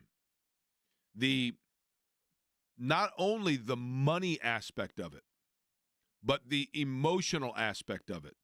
And in talking with Mo and Caleb, and Mo was telling me, and he looks defeated as he's telling me this. And he says, Jake, I've had season tickets forever, and the people that are around me, we see them 10 times a year, but they become friends. We know them. We've had tickets with them forever. It's a family bond. It's a feeling. It's a neighborly feeling. It's a community, right? And he said, and this is the first time that I really have had to really think hard about whether or not I want to continue to do season tickets. I just, the money, the travel, the time, all of it. And so I understand and I appreciate and I respect the fact that, and I appreciated that those guys put, and Stephen as well, I could tell, had this epiphany. We realized the privilege that we have to be able to cover a team and have access to the team and talk about a team and do it for our job. But I also understood, and I want to make very clear that people on this radio station, or listeners, I should say, of this radio station understand that I understand the privilege and the responsibility of trying to let people who listen to the Colts, who follow the Colts, who watch the Colts, who are passionate about the Colts, that their frustrations are respected and viewed on this show. And for that, even though earlier in the first half of today's show, I have simply been giving what I believe to be the explanation as to the reasoning for the Colts to do team run it back and bring everybody back in fold, I think it's only fair that we also transition to talking about why that creates frustration and why that falls short of the expectation and why people expect and probably should even demand more than that. Because even though Jim Irsay, as I said earlier, probably wants to make it clear, the song says this is the Colts, this is our team, and Jim Irsay made it very clear last night, no, it's my team. And so I'm going to run it the way I feel is best. I don't think Jim Irsay does that with ill intention, but I think people can interpret it that way because, Jimmy, there are a lot of people that are just saying, what you're doing here is you are tinkering with something that means life to me. It means friends, it means investment, it means finances, it means emotions, it means all of that. And it means so much to me that the only thing I ask in return is that I see some semblance of you doing everything you can to make sure that it's worth all of those things that I'm putting into it, and just give me a little bit back. I love the Colts, say a Colts fan. I love and passionately follow and invest in the Colts every instinct of my body, and I only ask for a 5% return on investment. And I think yesterday the Colts failed in being able to give that in the eyes of people because they feel like what they got was a 0% return because they simply said, we're just going to keep doing what we're doing and not make it difficult. But it's been difficult for me as a fan to drive through the snow and to go 6 hours round trip and all of those things. And so now we're going to spend the next hour plus talking from the fans' perspective of why they're PO'd and why they've been shortchanged and what needs to change. And we'll do that, and we'll probably open it up for fans to voice their opinion next as well.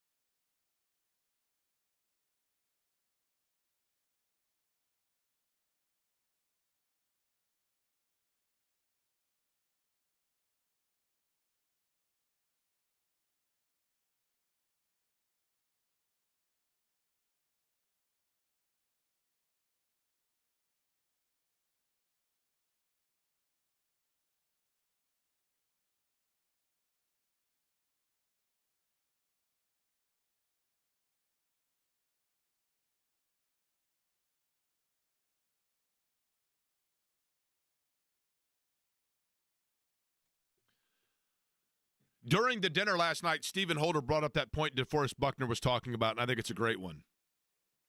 The problem, and this is what the Colts may run into if they don't get active in free agency or in terms of the draft, the problem with team run it back, there's nothing to push people, right? There's nothing to push anybody. Do you know, to this day, I'm 52 years old, okay? I've done this job, not in this particular place, but I've done this line of work now for 2 decades. Congratulations. Thank you. J&B and I talk about this all the time. I'm not saying I don't take days off. Don't get me wrong. I mean, I go on a vacation every year. But I'm always afraid of it. I'm always afraid of it. I don't like being, I remember, and I'm not saying I get some medal for this in any way, shape, or form. Please don't misunderstand me.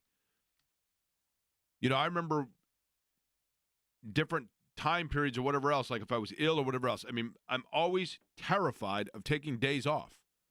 And the reason why is because, and this will be the case as long as I'm working this job, I'm always afraid to take a day off because I just naturally assume that whoever comes in and fills in will replace me because we're always expendable. I tried my best when you were in Scotland. It didn't work. I'm sorry.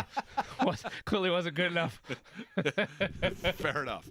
But you get my point. Like, yes. You are always, you want to be pushed. Right.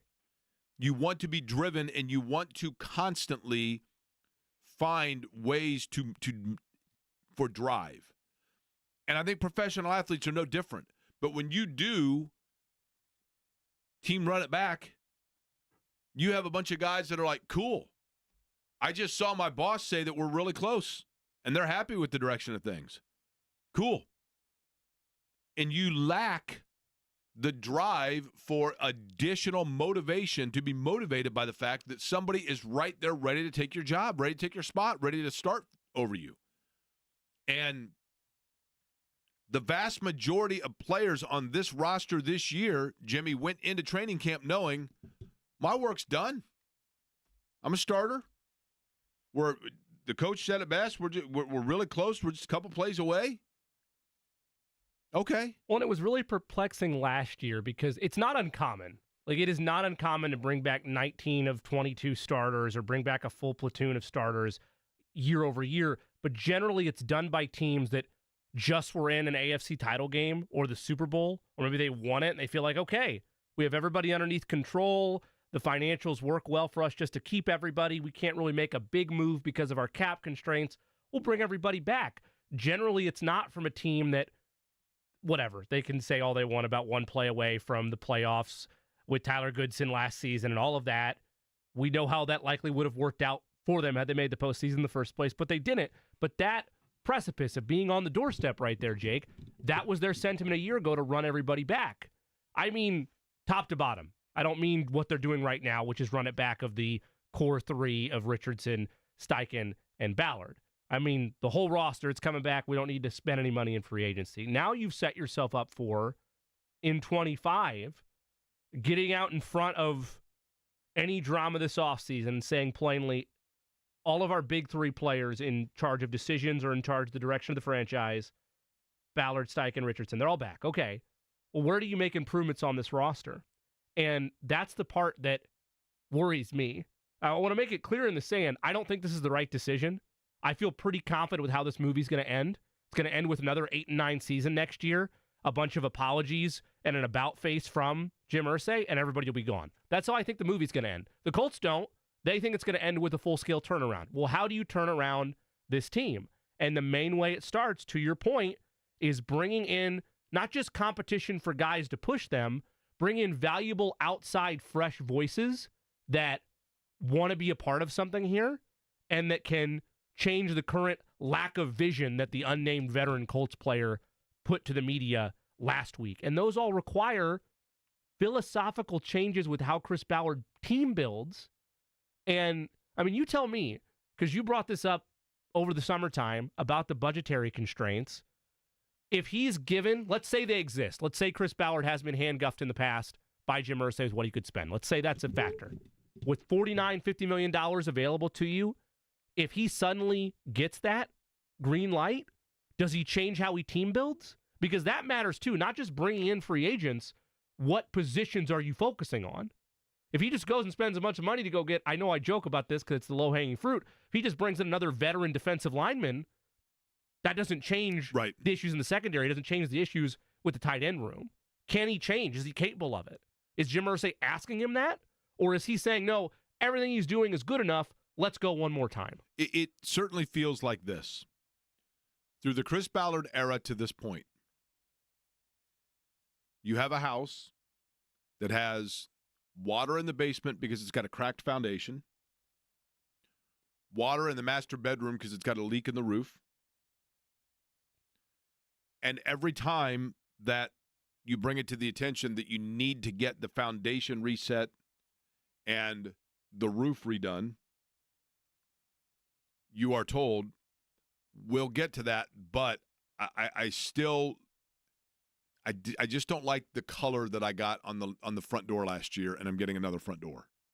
And it's like, yeah, but we've done a front door now. This is the fourth year in a row that we've gotten a front door.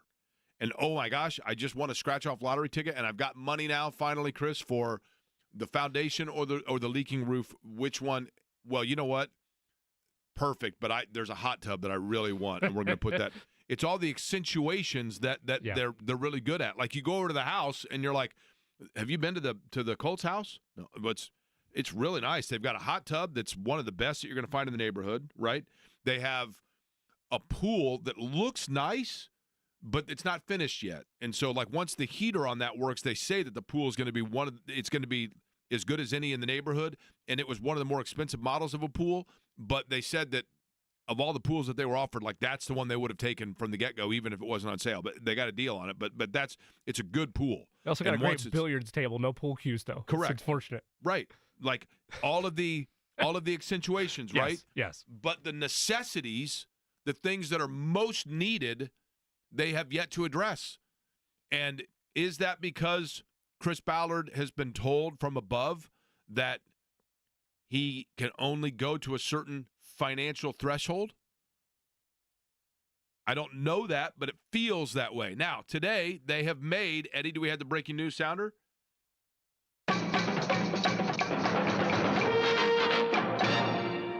Colts have made some moves today. New quarterback in town.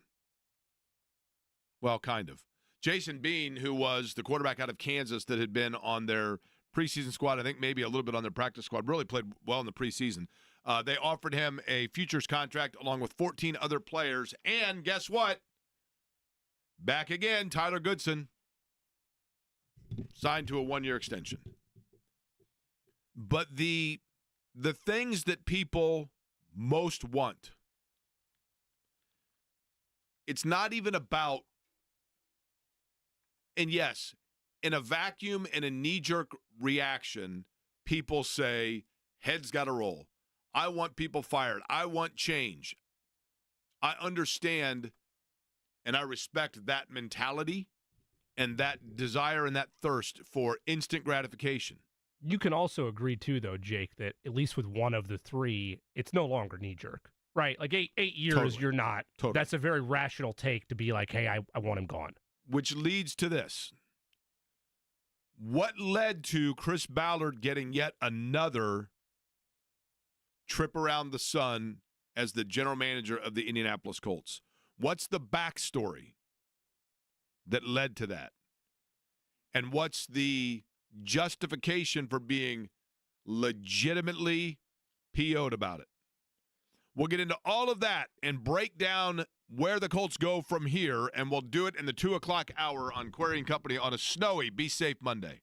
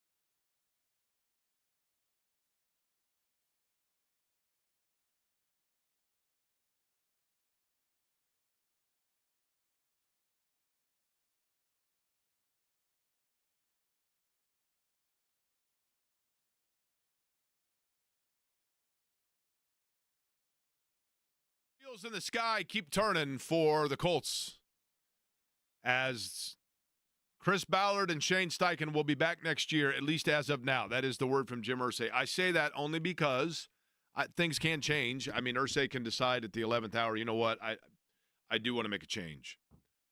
But I think that what you're seeing here is a franchise that is working off of, as we all do in life, their own experiences and learning from them. I said this earlier, and I'm going to repeat it.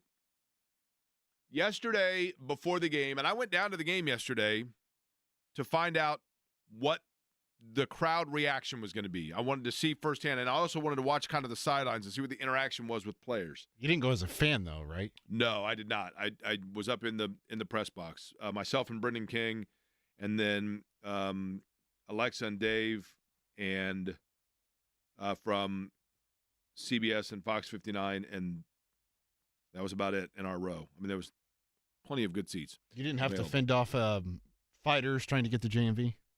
JMV wasn't there. Oh. I went strictly because JMV wanted somebody to serve as a buffer between himself and other annoying people in the press box, not any that I mentioned. And he left me out. He hung me to dry, and I got stuck with Brendan. So, are we sure that person or persons did not get to JMV, and that's why he didn't make it? Yes, because I talked to JMV last night. Okay, good. So he is awake and alert. He'll be with us coming up here at 3. But before the game, they had their nominee for the Colts Fan of the Year. And it was Seth, the guy that does the videos of his song that he does. And in his song, he says, "This is our Colts, this is our team." And I saw the fans that were there, and I heard and read about and had dinner with fans that have come in that were frustrated. And then I went home. There was obviously a snowstorm. And I got up this morning, and my windshield looked a lot like the offseason of the Indianapolis Colts. You couldn't see a lot through it, and it was pretty hard to determine where you were going. But a beautiful thing happens with the automobile where you run the defrost for a little bit, and then you run the windshield wiper, and the wiper just goes right back, and it cleans everything off. And it cleans everything off in your windshield. You got a fresh start, and you can see everything before you. And the vision is clear, and the path is clear, and you know exactly where you're going. And there was the anticipation this morning that people were going to wake up for the Colts and find out that that wiper had wiped across, and the Colts all of a sudden had a vision. And that vision was they were going in a different direction, certainly with their general manager and possibly even with their head coach. But instead, Jim Irsay issued a statement that said one thing and inferred another. What it said was, actually, my vision is clear and needs no windshield wiper, because I truly believe that I like the direction and the vision that Chris Ballard and Shane Steichen have me going. And I believe in what we're trying to do. Sometimes when you're driving in the snow, it's best to just keep moving forward. Don't pump the brakes. If you start to get stuck, just keep driving. And the Colts are in a snowstorm, and they believe that moving forward with the wheels turning is the best approach. And Jim Irsay basically said, symbolically, this is the Colts, this is my team. I'm the owner. And as the owner, this is the direction that I want to go. Now, there are certain things that come into play from a fan base that is going to cause people to be upset with that. For example, Irsay is an eccentric individual. And as I talked about earlier and laid out, I think Jim Irsay, this is the longest drought that we have seen without a playoff appearance for the Colts since 88 to 94. Now, I'd have to look up the exact years, but I'm fairly certain on this. Jimmy, can you look up for me, please, the general manager history of the Indianapolis Colts? And if you look at 88 to 94, a lot of that is going to be based upon what was being built for the franchise in the direction the franchise was going in the early part of that run, and the person that was making the decisions from a personnel standpoint and a roster standpoint for the Indianapolis Colts. Who was the general manager of the Indianapolis Colts in 1988? Would have been Jim Irsay. Okay. Jim Irsay has held every position within this franchise. Yes, his family's owned it from the beginning. But his father, in the later years, after the Colts moved here in 84, and in particular in the later part of the 80s and into the early 90s, Bob Irsay was the owner. But even according to Jim Irsay's recount of this, and for those of us that were around, we remember it vividly. But if you aren't familiar with it, Jim Irsay himself has been very open and transparent about the challenges that organizationally the Colts were under when Bob Irsay was still the total autonomy owner, because of Bob Irsay's challenges from a health standpoint and an addiction and alcohol standpoint, where he was making brash decisions and knee-jerk reactions, and half the time, cutting players that weren't even on the roster anymore, and all kinds of just craziness. But Jim Irsay saw that up close and personal and basically made a vow to himself that he was not going to be that owner, and that he was going to be one that connected with fans, not alienated them. And he was going to be one that built a roster, not had one in dysfunction.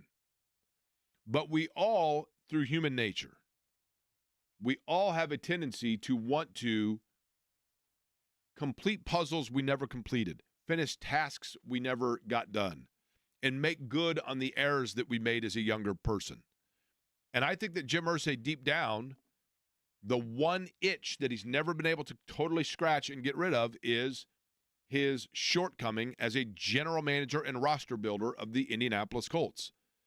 And while I think he worked very, very hard, and it is very commendable that he has made sure that he is not his dad, and that he's connected with fans and been a fun owner and included them and given away tickets and money and charity and philanthropy and all of those things, one of the things that he has never been able to completely extinguish is that thirst to show people and prove to people that he knows football. And from a general manager standpoint, I think it was important for him after Bill Polian that he have a general manager that still allows him to have say in personnel.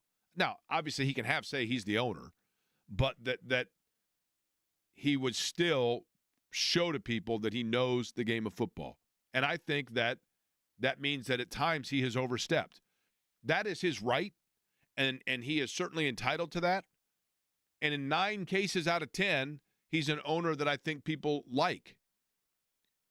But in the last year and a half to 2 years, he has created for himself the possibility or the opening or the avenue for critique or question from fans because of the fact that at times his eccentricities have started to exceed his authenticities. And, for example, while the Jim Irsay collection and the traveling road show of being a rock star and having, buying guitars and drum sets and all of those things, that's wonderful when you're winning. But when your team is falling short and you're $50 million under the salary cap and you're not signing free agents, even though I don't, for any stretch of the imagination, believe one is connected to the other, there are fans that are going to say he didn't want to go out and get a tight end because he wanted to get instead a new base. He didn't want to go out and sign for a quality veteran, pass rusher or whatever area, corner or a safety because he wanted to get another drum set. I don't think that that's legitimate, but I think fans feel that way. And here's the thing. Fans are entitled to be able to say that when you once again have a team that came up short. This team and this season, Jimmy, was, wait for it, a Carson Wentz win away from having everything that needed to happen for them to get in the playoffs actually happen, except for their own shortcoming against the worst team in the league in the New York Football Giants. And if they're not the worst team in the league, the worst team might be the Jacksonville Jaguars, who they had to go to overtime with to defeat in the finale. They played with no heart down the stretch. They looked like they had no vision and had guys spinning in 100 different directions. They had players that seemed more interested in personal glory than team aspect.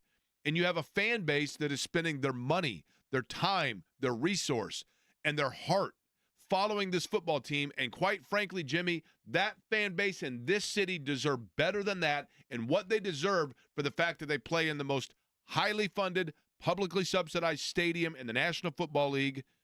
They play in a market that, quite frankly, now people are starting to see has all kinds of areas around it that are in need of financial backing from the city itself. But we gave so much money into that stadium and into that organization that the very least that we expect back if we are sacrificing for a National Football League team in this town is to at least know that that team is doing everything it can organizationally and in terms of its roster building and the way that it's going about things to return that investment to people. And people want the clarity, the vision that things that they can trust, that things are going in a direction that they as the fan want to see it. And I think yesterday that statement from Jim Irsay, while it is his right and while he is the owner, fans will see that as an owner who is comfortable. And in a situation where fans are uncomfortable, they can't stand the fact that the owner is comfortable with the way things are. And quite frankly, I don't think he should be. Especially when the closer you look at this team, the idea that they are in proximity to the playoffs, that they are within reach of the AFC South or within reach of the rest of the AFC's upper echelon of talent, is a smoke and mirrors game. You could make the argument that they're took a step back this year compared to they were a year ago. They were a play away from potentially winning the South in that win or go home matchup against the Houston Texans, and they never got to that point this year. Additionally, you mentioned the Jaguars and them maybe being one of the worst teams in football. I know the prognosis wasn't that at the time, but they also lost to Jacksonville again in Jacksonville. They didn't get that monkey off their back. They haven't been able to register over the course of this season a signature win. I guess you can point to Pittsburgh because they're a playoff team, but everybody else of substance, of significance, where you could hang your hat on that and say, man, that was a good win. They didn't have it this year. You didn't get the strides in a development standpoint that you were banking on from Anthony Richardson in year two. Nobody was expecting him to be an all-pro caliber quarterback, but you wanted to see growth. And not only did you not see that, you saw regression. You saw questions about his overall ability to be a leader on a team. You had the tap-out game. You had the backlash that followed from that and throwing Flacco back out there and then realizing, well, that's terrible, and then giving Anthony Richardson the reins once again. All of that to say, you're selling this bill of goods again to the fan base that things are going to be different next season.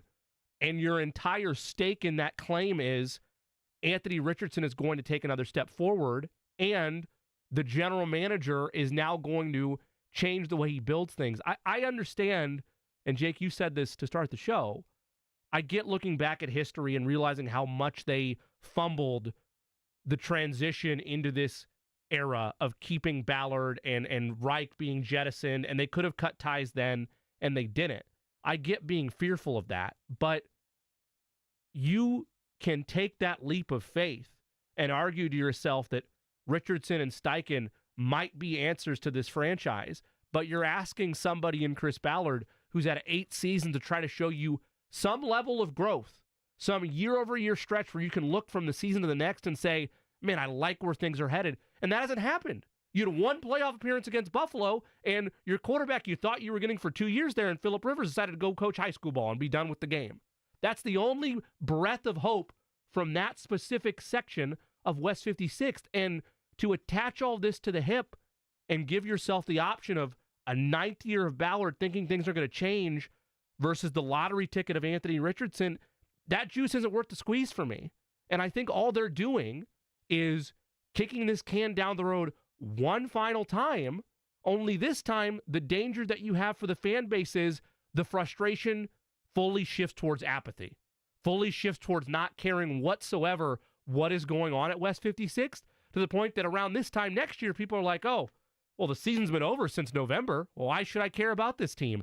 It's short-sighted, and it's an overcorrection that's only going to kick this can down to 2026 when they're another year wasted through the prime of a lot of these alleged core players like Jonathan Taylor, like Michael Pittman Jr., like DeForest Buckner. All it is a waste of time. By the way, can you do me a favor, Jimmy? Sure. I need you to look up something for me. I want you to look up for me what Andrew Luck's major was at Stanford. I believe he is working on a graduate degree if he has not yet finished it. So he got his undergraduate degree, but can you tell me what his core focus of study was at Stanford University? I'm certain, I'm 90% certain that I'm correct in this. You happen to see what his degree was in? I was hoping it was going to be on the Stanford homepage. You know, they have the major usually Right. labeled in there. It was not there. If on you the simply masthead. Google Andrew Luck major of study or at Stanford or degree from Stanford, what comes up? Architectural design. Architectural design. Eddie, can you do me a favor and look up for me the definition of architecture and read off for me the definition of architecture? Because Andrew Luck, I realized that Andrew Luck had injuries and there was mental aspect of it that comes with that. Do you have the definition of architecture, Eddie? The art or practice of designing and constructing buildings, Really? or the complex or carefully designed structure of something. Read that second part for me again. The complex or careful designed structure of something. Can we get you on audiobooks for the dictionary? Now- Is that possible? Let me ask Very this. possible.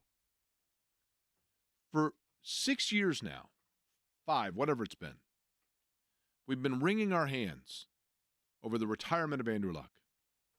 We've talked about Andrew Luck in terms of he's soft. He's a quitter. He doesn't have a mental fortitude because he bailed on his team. He was too soft to deal with torn labrums and lacerated kidneys and cracked ribs and an ankle issue that was like needing surgery.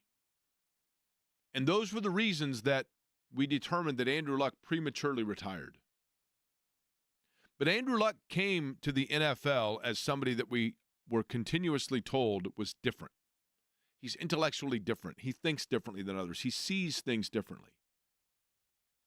And he came to the NFL after studying at one of the most elite institutions in the world, Stanford University, and majoring in architecture.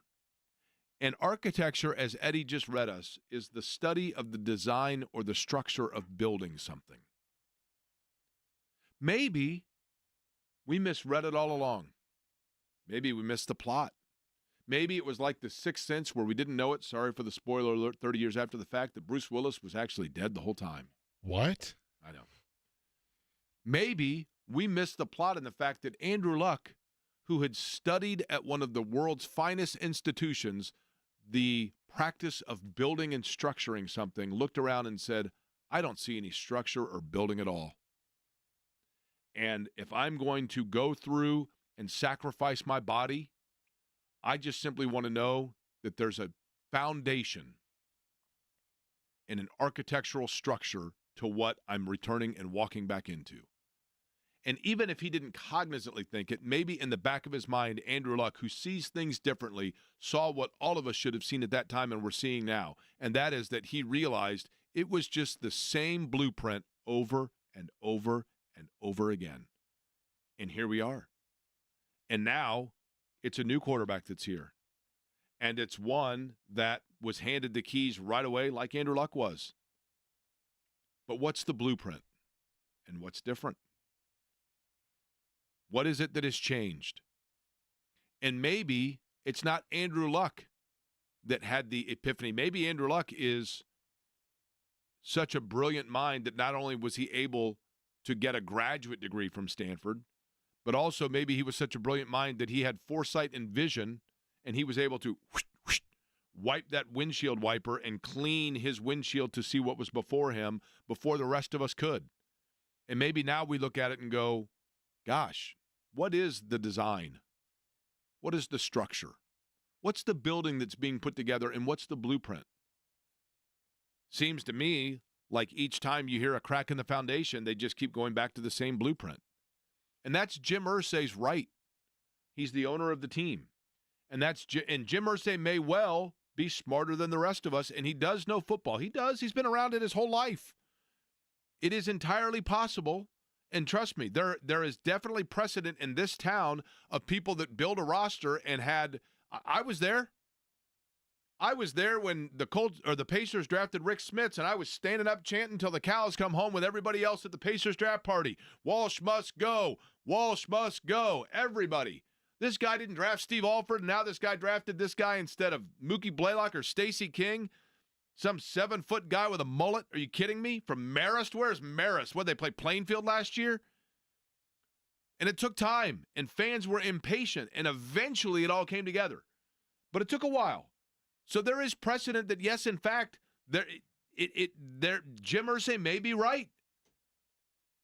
But fans just want to know that there is some sort of structural design towards building something. I don't know how to make sausage. I don't know what goes into sausage. But I do know how to build a football team.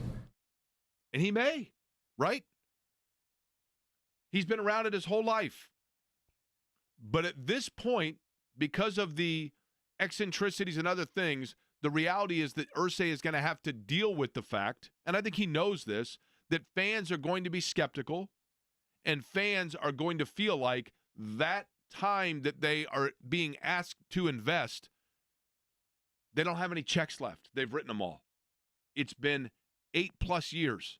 It's been 62-69-1 with no divisional titles in the worst division in football over the last decade. And Houston, you let Houston win 2 divisions, what'd they do with it? You let Tennessee win twice, what'd they do? You let Jacksonville win twice. The Jacksonville Jaguars, who saw enough, who had a quarterback whisperer in Trevor Lawrence, didn't do anything with it, and the Jags said, you know what? Enough's enough. Doug Peterson, thank you for your time. Right? Well, I think that's the larger point of the frustration, too, for Colts fans is you want accountability there. Like, I understand that they've clearly welded the three of them together, but we can still analyze the direction of the franchise and separate them and evaluate each job of Steichen and Richardson and Ballard. And for the latter of those three, in Chris, it's fans looking at the way the league operates and works and seeing an 8, now 9-year leash with nothing of substance, nothing of real significant growth, and asking yourself why that part of it would be different. And maybe they, like, we're going to talk about this during the offseason. Maybe they bring in talent to challenge certain position spots. Let's say they bring in Justin Fields, just for the sake of the conversation.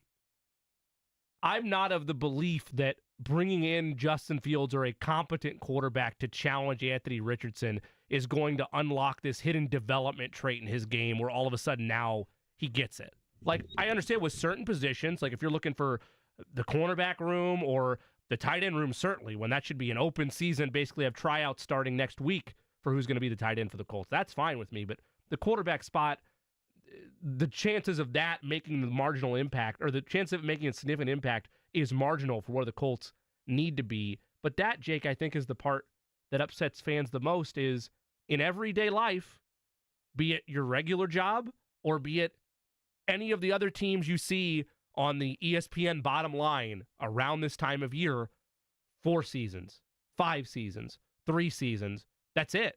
Time to change course. And for it to be a 9th season without a glimmer of hope other than a lottery ticket that maybe this quarterback is going to translate. And I've still argued that even if he does, I don't know that I trust Chris Ballard to build around him. That, I think, is what frustrates fans the most, is maybe they fall backwards into Richardson being the promised quarterback that they think he's going to be. There's still massive philosophical issues about Chris Ballard and the way he team builds that I don't think that's going to be enough. And that's what frustrates fans, because you would think at some point accountability is going to appear. I said all this season, when I see the body in the horror movie of Chris Ballard finally down, then I'll believe change is happening. You know, that Jason, that Michael Myers, he got up. You saw the body Correct. at the end, and then he got up and left. You looked right? away, and he wasn't there anymore. Then he all of a sudden he's drafted another edge rusher. My worry is, boogeyman? As a matter of fact, that was. My worry is, and I think Colts fans have the same, is if they go 8-9 next year, why should that make you think they're actually going to change? Like, this isn't rock bottom? If it's the same thing a year from now, why should you think this that Irsay is going to see the light? seen rock bottom? Sure. Right? And that's the problem. They've seen rock bottom, and this isn't it. And that rock bottom was under Chris Ballard, right? Yeah. Architecture, the study of structural building and the design towards building something. It's a beautiful sentence. 239-1070 is the telephone number. I am curious. I mean, does what we're saying make sense in terms of where things may be and what the thought process is? And is there any sense that can be made of it? I asked people yesterday to give me 4 words to give me their thoughts on where the Colts are. And the replies were they were awesome. Just like yesterday when Jim Irsay said that he was going to stop by the tailgates before the game on snowy Indianapolis on game day, the responses were unbelievable. Did he hear them? Well, we'd like to hear from you, and I'd like to know what you think about it. That, and we have Pacers news to get to as well next.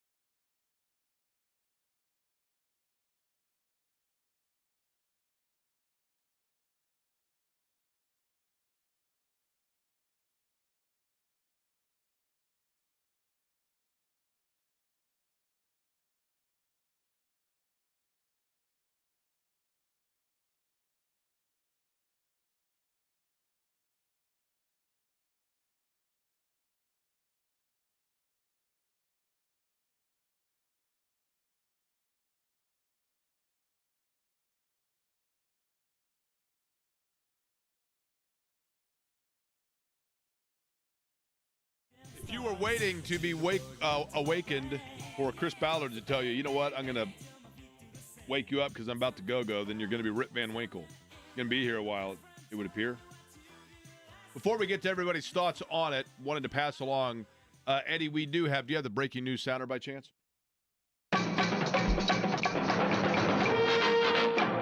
This is something we had talked about with Scott Agnes of Fieldhouse Files a bit ago, but now it is official. Pacer Sports and Entertainment today announced a partnership with WTHR, that's Channel 13 for those of you keeping score at home, to air Pacer games for the over-the-air broadcast, beginning, by the way, with Golden State coming up is that Friday night when they play Golden State? It is, yes, Friday night.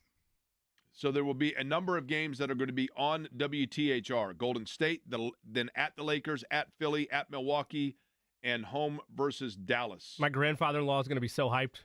Those games obviously will also be able to be heard, the radio broadcast, as always, right here on this fine radio station. As my grandmother would say, Friday night. Friday? Friday. Oh, Friday. I messed that up the first time. Friday. But again, it's against Golden State and not the Wizards of Washington, right? Which is another Hoosierism. All right, 239-1070. Back to the Colts conversation. Bill was the first to call in, joins us on the program. Hi, Bill. How are you? No, I'm doing all right. I had surgery this morning, but I'm so pissed off at the Colts. I'm going to wait until I talk to you before I go sleep. Now, Bill, what surgery did you have? I had surgery on my hand. It's called a trigger finger. It's a crazy thing when you bend your finger and it won't bend back up straight. It's a pain, man. It hurts. Everything going okay with it, though, in the recovery? Yeah, so far. I just took a pain pill, so I think I'll be all right. And before I get to that, too, I just wanted to thank you for your concern about that kitten the other day, too. I listened to you, so thanks for that. But then now to the Colts. I've been here since March 2018. I moved here from South Florida.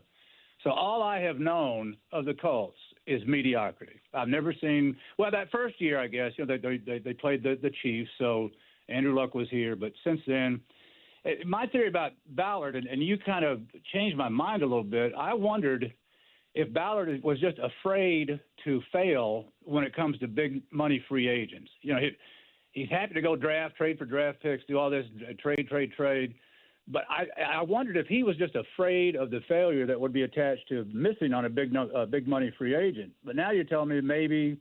Well, I don't know that. I mean, I don't know for certain. I've certainly heard rumblings, Bill, that perhaps he is working under a slightly different cap than the rest of the league, or that Irsay wants him to, is more conservative with the outgo money. I don't know that for certain, but to be fair to him, I'm simply saying I don't think we can rule out that possibility, if that makes sense. Yeah, I guess you're probably right. I have to consider that. I would almost hope that that's the case, that we have a GM that wants to do it but is not allowed to. But if I was a GM and I was in that situation, Jack, I think I'd be gone. I said, I have to go somewhere where the purse strings are loose and I can do what I need to do. Who else has had a general manager for the last 8 years? Just hired him. Somebody was telling me a couple of really good teams was Kansas City and somebody else. Big good teams that have had their GMs for about the same amount of time. Kansas City, Buffalo, San Francisco, all around that same time span, all far more successful. I mean, than the look, Colts. Bill, the reality is this, and I appreciate the call. It is. To clarify that, and I appreciate your listening and the call. When it comes to Ballard and spending on big-time free agents, Ryan Grigson, when he first came in here and they had success early, that was back in the, Griggs is wheeling and dealing era, right? And they went out and they got Eric Walden, they got Ricky Jean-Francois, and they got Gosder Sherrillis, and guys like that, and LaRon Landry. Some were okay players, some busted on them.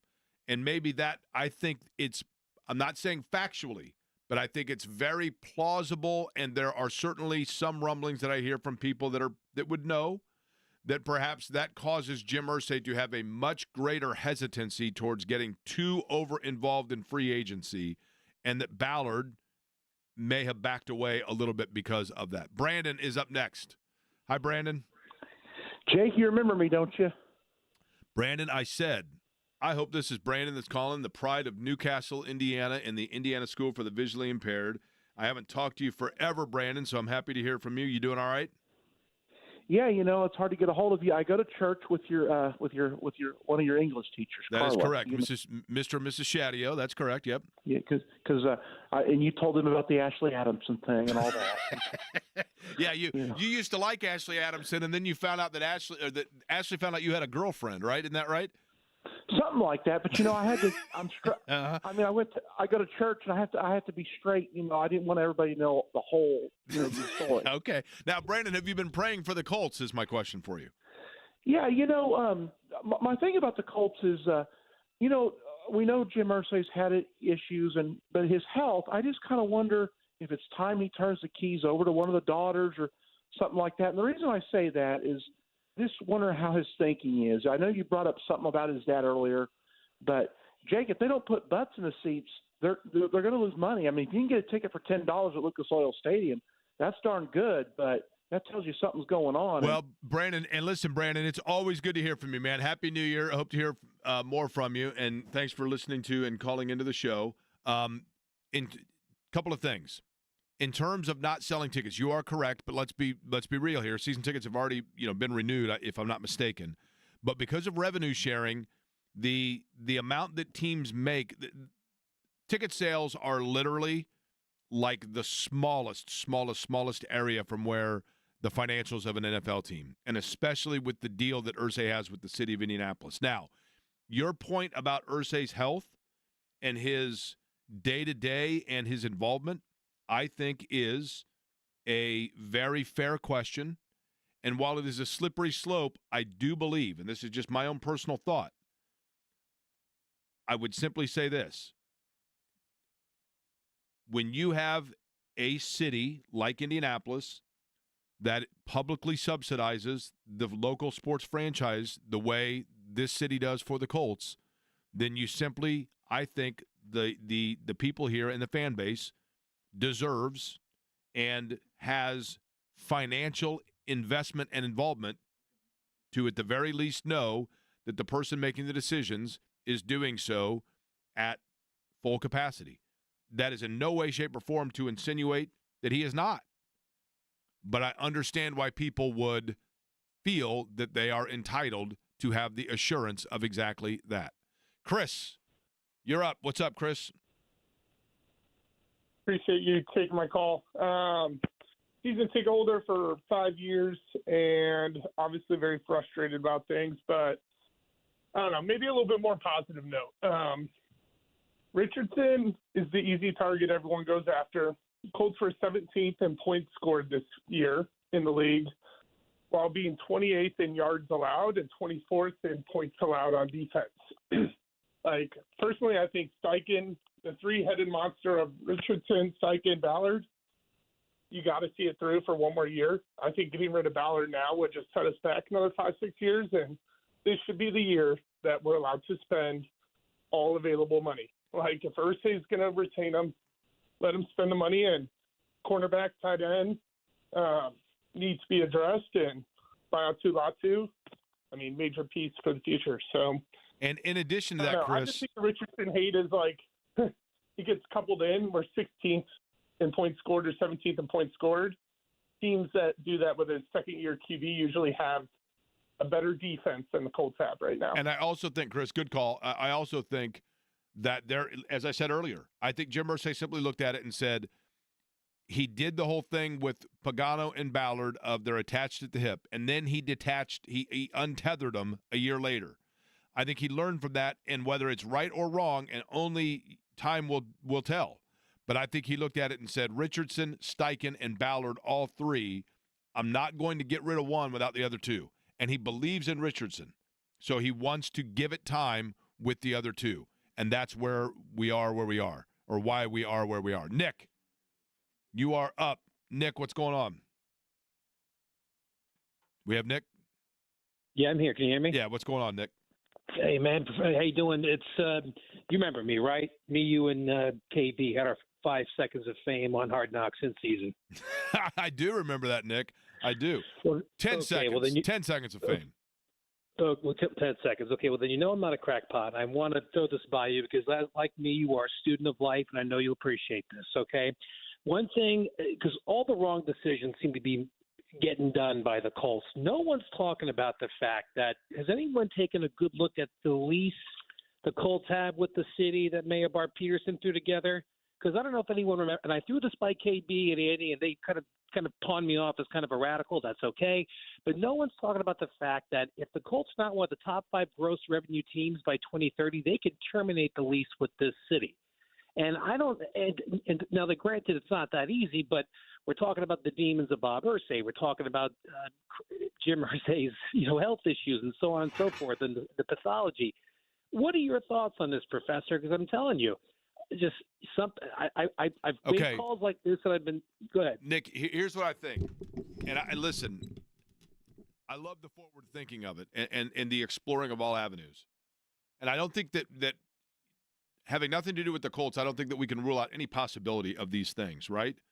In terms of the revenue, as I've said, the city and the lease that they have has made the organization a ton of money.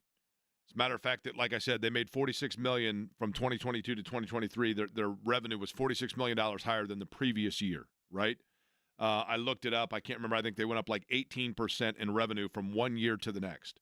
So the revenue for the Colts, I think they know based on the agreement that they have, which is $3.5 million guaranteed non-football revenue generated at minimum to the Colts in payments from the city, non-football revenue for any concessions, on-site parking, and ticket brokerage for any event that takes place at Lucas Oil Stadium. Taylor Swift, Billy Joel, whatever, that all goes to the Irsay family and to the Colts ownership. So I think the lease is very, very good in their favor. Now, in terms of would they be openly aspiring, a la the movie Major League, to lowball intentionally get people to drive away so that they can plummet that number so that they can then move? Again, in professional sports today, I don't think you can ever rule out any possibility, but I don't see a place where they could go where the revenue would exceed what they have in Indianapolis. Because right now, and this is what I've always said, when the Colts got Lucas Oil Stadium, Nick, they got Lucas Oil Stadium primarily because Los Angeles was the open wild card that the rest of the league allowed to be open. And let me explain what I mean by that. When the Colts moved from Baltimore, it was such an unpopular move within the NFL that the NFL owners then passed the mandate that you could only move a franchise if you had 80% approval from the rest of the owners. When the Colts very vaguely mentioned Los Angeles as they were trying to leave the RCA Dome and get a new stadium built here, and it wasn't even them per se that mentioned Los Angeles, but LA kind of percolated all the time. Everybody knew in the league nobody was going to move to LA until Minnesota had gotten a new stadium, Indianapolis had gotten a new stadium, Kansas City had gotten renovations to their stadium, Cleveland had gotten a new deal, New York had gotten a new stadium, Dallas had gotten funding for a new stadium, Phoenix had gotten a new stadium, because nobody was going to vote for somebody to go to Los Angeles because you always had at least 80% of the owner or 20% of the owners that were in need of their own revenue source from within their city, and LA was their trump card and their leverage card. It's no coincidence that Kroenke was not able to move the Rams to LA and the Chargers weren't able to move to LA until everybody else had been taken care of and had the new stadiums and had the new leases and had the renovations. And then, and only then, did teams move to LA. Now, my point, long-winded, Nick, and you tell me if this makes sense. I don't think now that there is that LA wild card out there that is the enticing, sexy, must-move-to market. I mean, for a team to go to. Las Vegas has a team now, right? So I don't know where it would be, and that's the one thing that would make me say with certainty that scenario or that hypothesis wouldn't hold total credence. Make sense? Well, it makes sense, but I have a theory as to where he would go, but I don't know if you want to hear it or not. just shoot me the city name. We're up against shoot me the city name.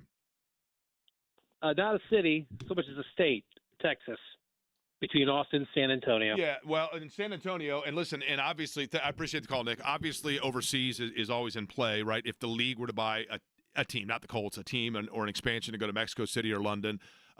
Texas is a tough sell only because of the Cowboys. The Saints were all but hook, line, and sinker going to San Antonio. The Saints were, when they were going to play in the Alamo Dome when the Superdome was up against it in terms of its renovations needed and everything else. And the Saints were lock, stock, and barrel going to be the San Antonio Saints. And then Katrina happened. And from an emotional standpoint, as much as anything else, and the NFL being the epicenter of what rebuilt the city of New Orleans, that's why they ended up staying in New Orleans itself. Austin is very fair, but again, I think owners would be hesitant, even with all the tech money there. Number one, you don't have invested long-term residents, so you have transients from all over. You get yourself into like a Vegas situation where the fan base from one game to the next is a lot of visiting fans. And number two, the proximity, again, to Houston. And I know Texas is a huge state, don't get me wrong. But Houston, Dallas, and the footprint that Dallas has in that area as well makes it challenging. Jimmy, you got plays of the day? Got a couple. All right, we'll get to them next.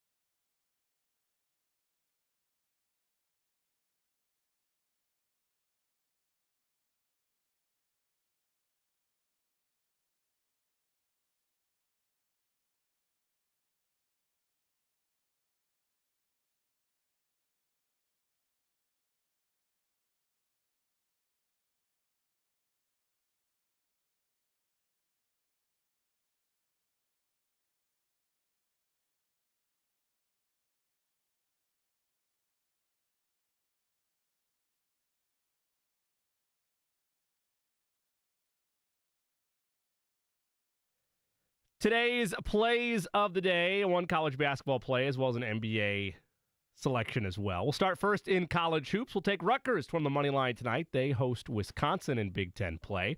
Pacers Nets tonight at 7:40. I'll take Pascal Siakam over 18.5 total points. Eddie, any plays from you? No plays. No plays for Eddie. Those are your plays of the day. I guess there's no Monday Night Football, huh? Nope. By the way, I know you're devastated by this, and I'm glad you're sitting down.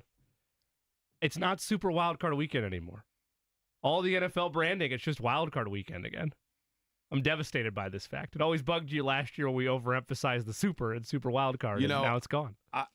I know. I'm sorry to have to be the one to tell you that. Are you sure that it wasn't just a you thing and it wasn't an NFL thing, Jimmy? Sorry? Are you sure it was just another thing I went back you did? and checked the NFL's branding. They had press releases that specifically announced it as Super Wildcard Weekend a year ago. This year, not so much. I have a little game for you two in just a second regarding exactly that. But I did want to get Colin because I'm wearing today a Rocky Mountain National Park T-shirt. Nice. He's calling from Colorado, right?